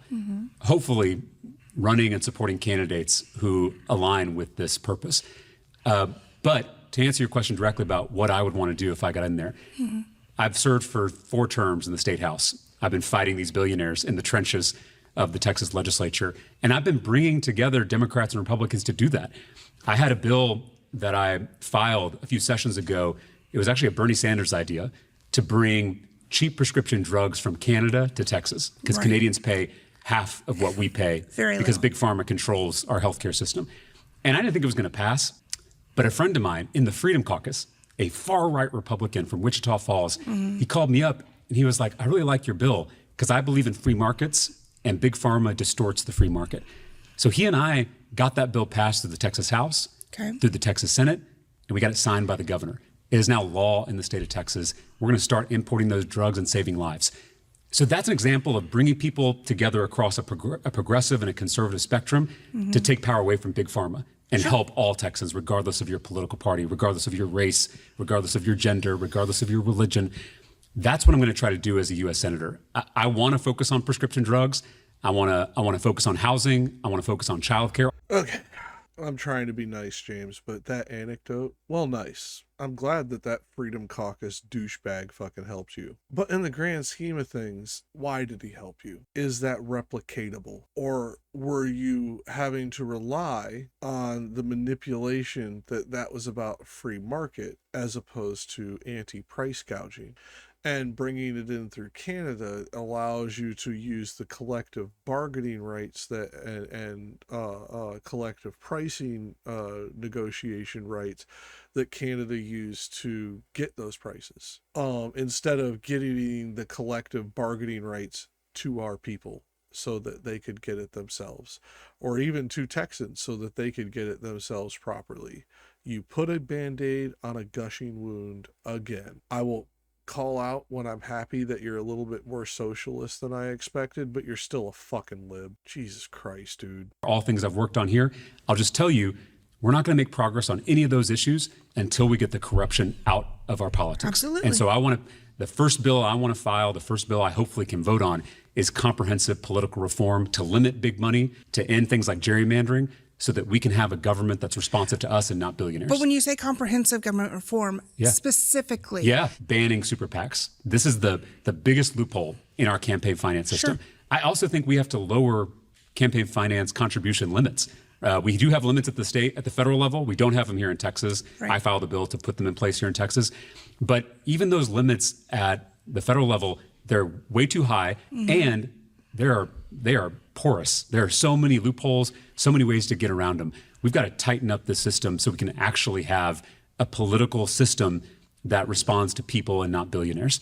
And then I want to go further on ethics and transparency. I don't think lawmakers in our nation's capital should be buying and selling stocks, especially engaging in the insider trading, which we've seen in both political parties. Yes.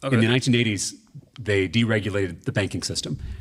And it allowed for these big banks to charge working people, the working poor, overdraft fees. So now you can charge a single mom who's just trying to get by working multiple jobs. You can charge her multiple overdraft fees a day, and they profit overwhelmingly from those fees. Right. So that's an example of a rule, or I guess a lack of a rule, that allows for the wealthy to profit off of working people and the working poor. Right. These are rules we can change. They're man-made. We had better rules before trickle-down economics. We can get back to that. But it's going to take you and me and all of us coming together across these divisions to take that power back, because they're not going to give it up. 100%. They have more money. We have more people. Yes. We have the majority. I say my only thing with that is because I agree with a lot of things that you're saying. My only thing is we're talking a lot about money, but money's not throwing, regardless of if people are getting paid more, that's not going to solve the issue. Yeah. The thing is kind of like we were saying earlier, people that are making a lot of money maybe not teaching other people how to basically have that exact same success. Yes. So maybe it's not a financial issue. It's like maybe you have a lack of education on how to start that business, how to stop being a teacher. Now you're running for Senate. How many people know how to do that are teachers right now? Yeah, I think it's both, right? Right, exactly, for sure. And I authored a bill in the state legislature to provide financial literacy education for students in Texas. Because, in addition to learning the quadratic equation or reading Shakespeare, you should also learn how the economy works and learn how to manage your money. These are skills that maybe will have more of an impact on your life than whether or not you read Shakespeare. And I think our education system has to take that into account. The problem is here in Texas and across the country, we have billionaires like Tim Dunn and Ferris Wilkes who are trying to close our public schools. We've seen public schools closing at an alarming rate all over Texas, in all kinds of communities, including in my own district. Schools are closing because they're being actively defunded by those billionaires who don't believe in giving all of us an opportunity to succeed. So all I'm trying to say is that we've got to recognize that problem, and we've got to take steps as a country, working people of all stripes, of all beliefs, to take power back from those billionaires and bring it into our communities for the things that you and I are talking about. All right, guys, that's time. You may return to Great your job, Malik. seats. Yeah. I think they said that I'm the first ever candidate to do the show. Yep. Yeah. So cool. Yeah. Maybe we'll make it to where everybody's got to come here and do this. Yeah, I hope we start a trend. Yeah. Okay, so we just got done with Malik. As you can tell, I'm fading fast. It is 6:25 a.m. I've been filming for several hours now, trying to get through this crap. I'm just going to tell you, Malik he annoys me because he essentially operates like I've seen so many kids operate. And I don't mean that oh my God, the youngins, and no. I mean legitimately children. Well, I just don't see how it could be this, okay? You don't see. But you see other people have done that thing that you can't see. Why? I don't think we know enough about how to start a small business. You're right. A lot of people do not have economic literacy in the way that they need. But it's every one of your questions, every one of your positions was arguments from incredulity, arguments from pure ignorance, whataboutisms, and highly negative interpretations of what was said to you. You seem like somebody who's trying to be angry and trying to say, well, things are the way they are, and that's just the way they are. How do I get mine? And you just don't want to say that outright. I don't know. I could be wrong because I dislike you. I'll be honest about that. But you didn't impress me, and I really hope that you are not one of the people that fucking James brings back up. I'd like to invite Krista back up to introduce her claim. Okay, so we will close out this episode, now that I know who will be in the final one, with, I was okay with Krista, less impressed with her, but she didn't do bad. She didn't make me angry in the same way that some of these other people do. So we will get to this final episode here in a minute. Until next time, I'm Jack, and this has been FOFANews. Hi, I'm Jack, and this is FOFANews, and Jack reacts to James Talarico through on Jubilee, verse 20. We are into the final section where he has picked one of the previous contestants, Krista, to come up and give her claim. I have no idea what her claim is about to be, but we are about to watch it, and I'm going to see if she can do as well as she did the last time, where she didn't really make me angry like a lot of these other guests, where I was yelling at them and calling them human pieces of fucking filth. Krista seemed okay. I mean, maybe not, as informed as I would like, but okay. And he picked her for a reason. So I'm guessing there was something in their interaction that either wasn't in the video that we're watching, i.e. something that didn't make the cut, or he's noticed something that I missed, and I'm interested to see what it is. So let's see where he goes with this and what her claim is. It should be interesting. Hi, good to see you again.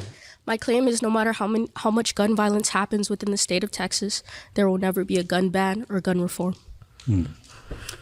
Well, that claim is pretty gut-wrenching, given that we've had 5 of the deadliest mass shootings in American history right here in Texas. One still haunts me to this day as a former public school teacher, and that's the massacre in Uvalde, Texas, in Robb Elementary, when we lost 19 babies and 2 teachers. Here's where I'll disagree with you on this claim, though. I saw those parents from Uvalde.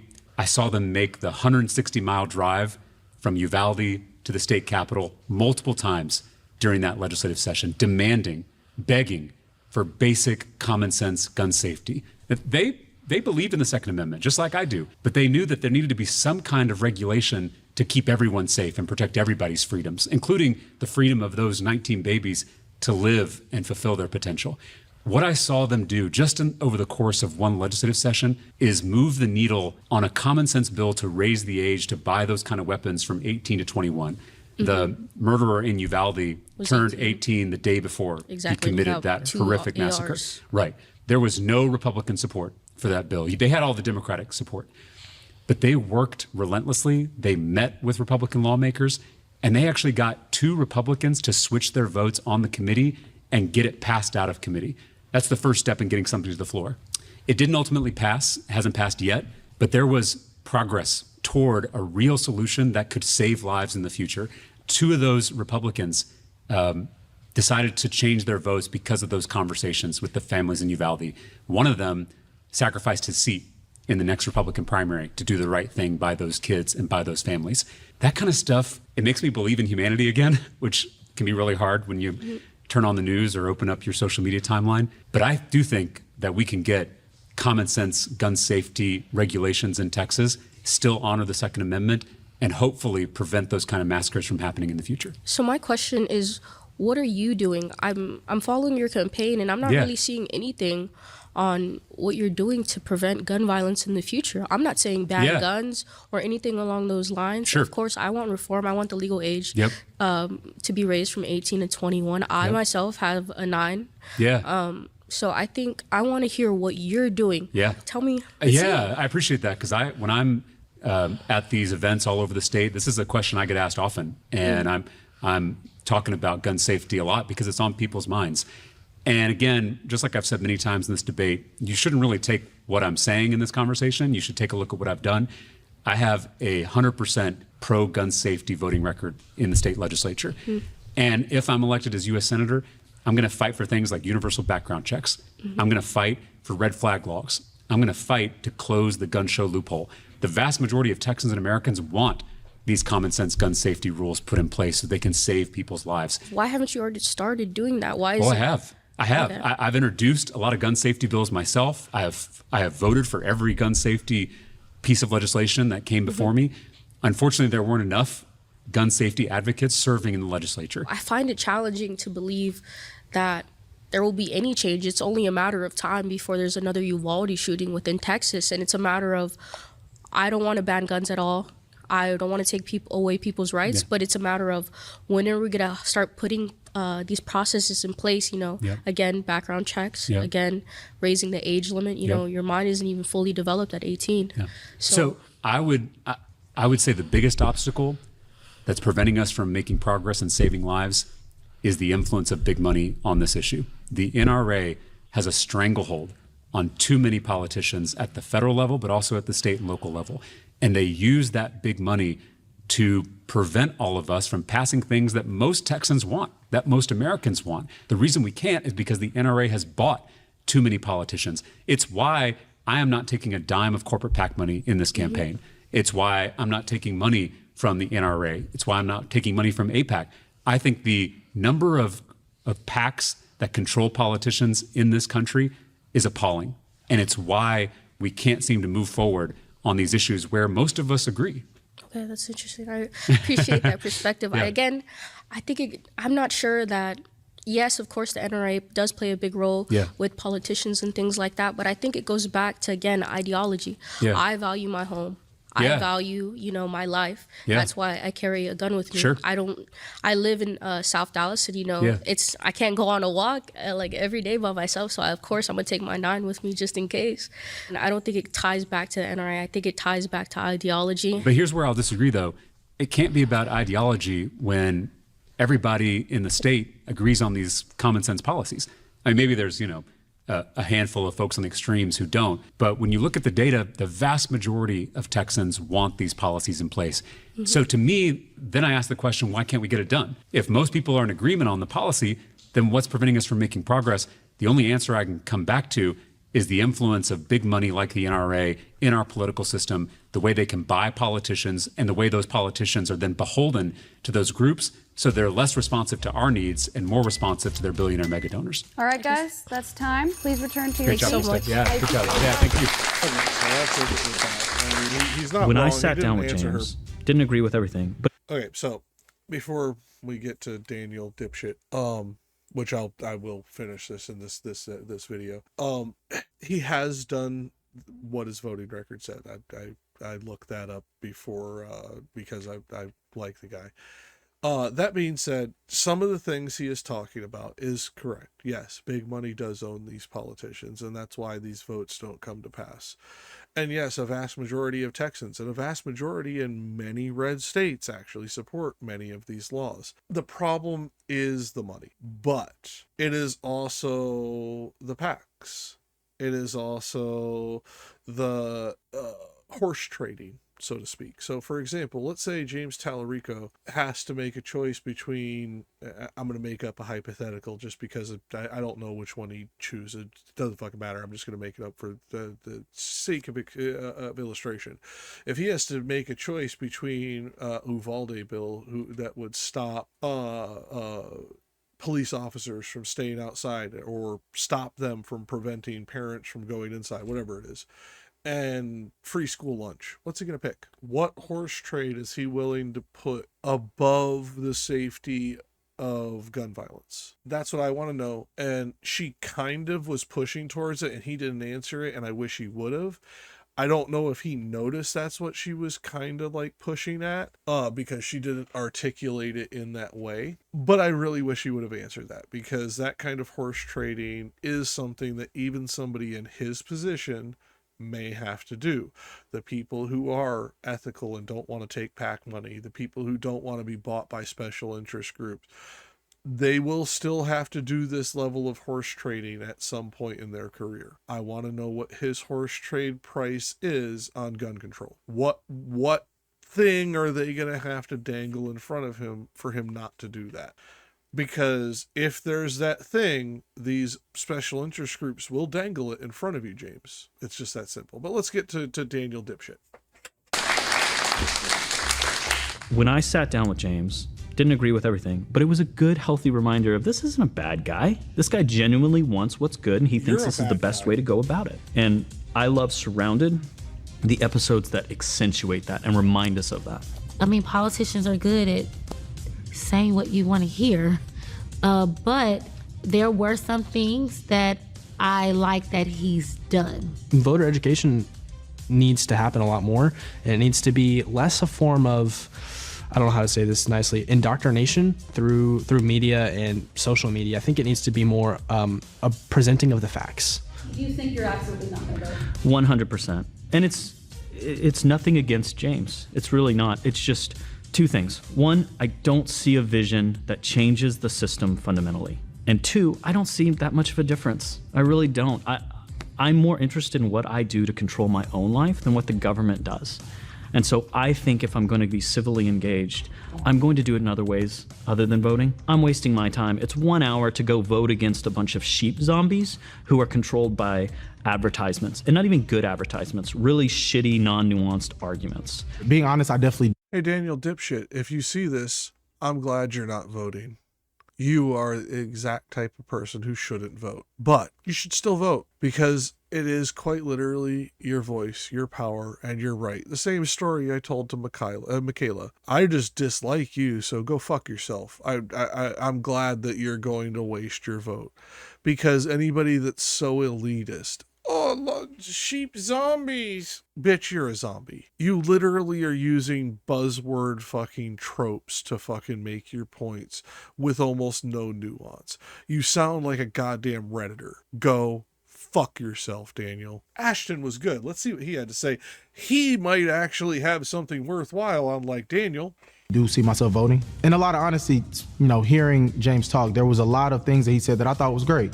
I think on a fundamental level, we agree on a lot of things, but I think there was a lot of political talk in terms of things that he was saying and the kind of dancing around conversations rather than just talking about the root cause of, hey, this is something that I am going to push forward. I do understand that he is one person and he is not an entire body. It has swayed me in terms of who I'm going to be voting for and specific things that I'm going to be looking for as far as in politicians. When I ask them the question, okay, what is it that you're going to be able to do for me? And if they can't answer that question and they just dance around it, then it is going to sway as far as my decision. Okay, so that is the correct option to take there, Ashton. And yes, you closed this out with the correct thing to say. So thank you for not disappointing me. You were probably the best contestant on the show today with James. I am very glad to have watched your portion, and I will probably do a little bit of extra fucking fanfare when I edit your portion of the videos. So on that note, this has been Jakk with FOFANews, and Jakk reacts to James Talarico verse 20 on Jubilee. Oh God, this is taking it out of me. I don't even remember what time I started. I really don't. I know I've been going for hours. It is 6:41 in the morning. I don't remember what the first time I mentioned how long I'd been going on, but I think it was sometime around 3. So this has taken me several hours to record. I hope you enjoy it and have a good one. Hi, I'm Jakk, and come back to us next time on FOFANews and follow us on Substack and click the little bell down below. It helps a small channel like us out immensely. Thank you for coming.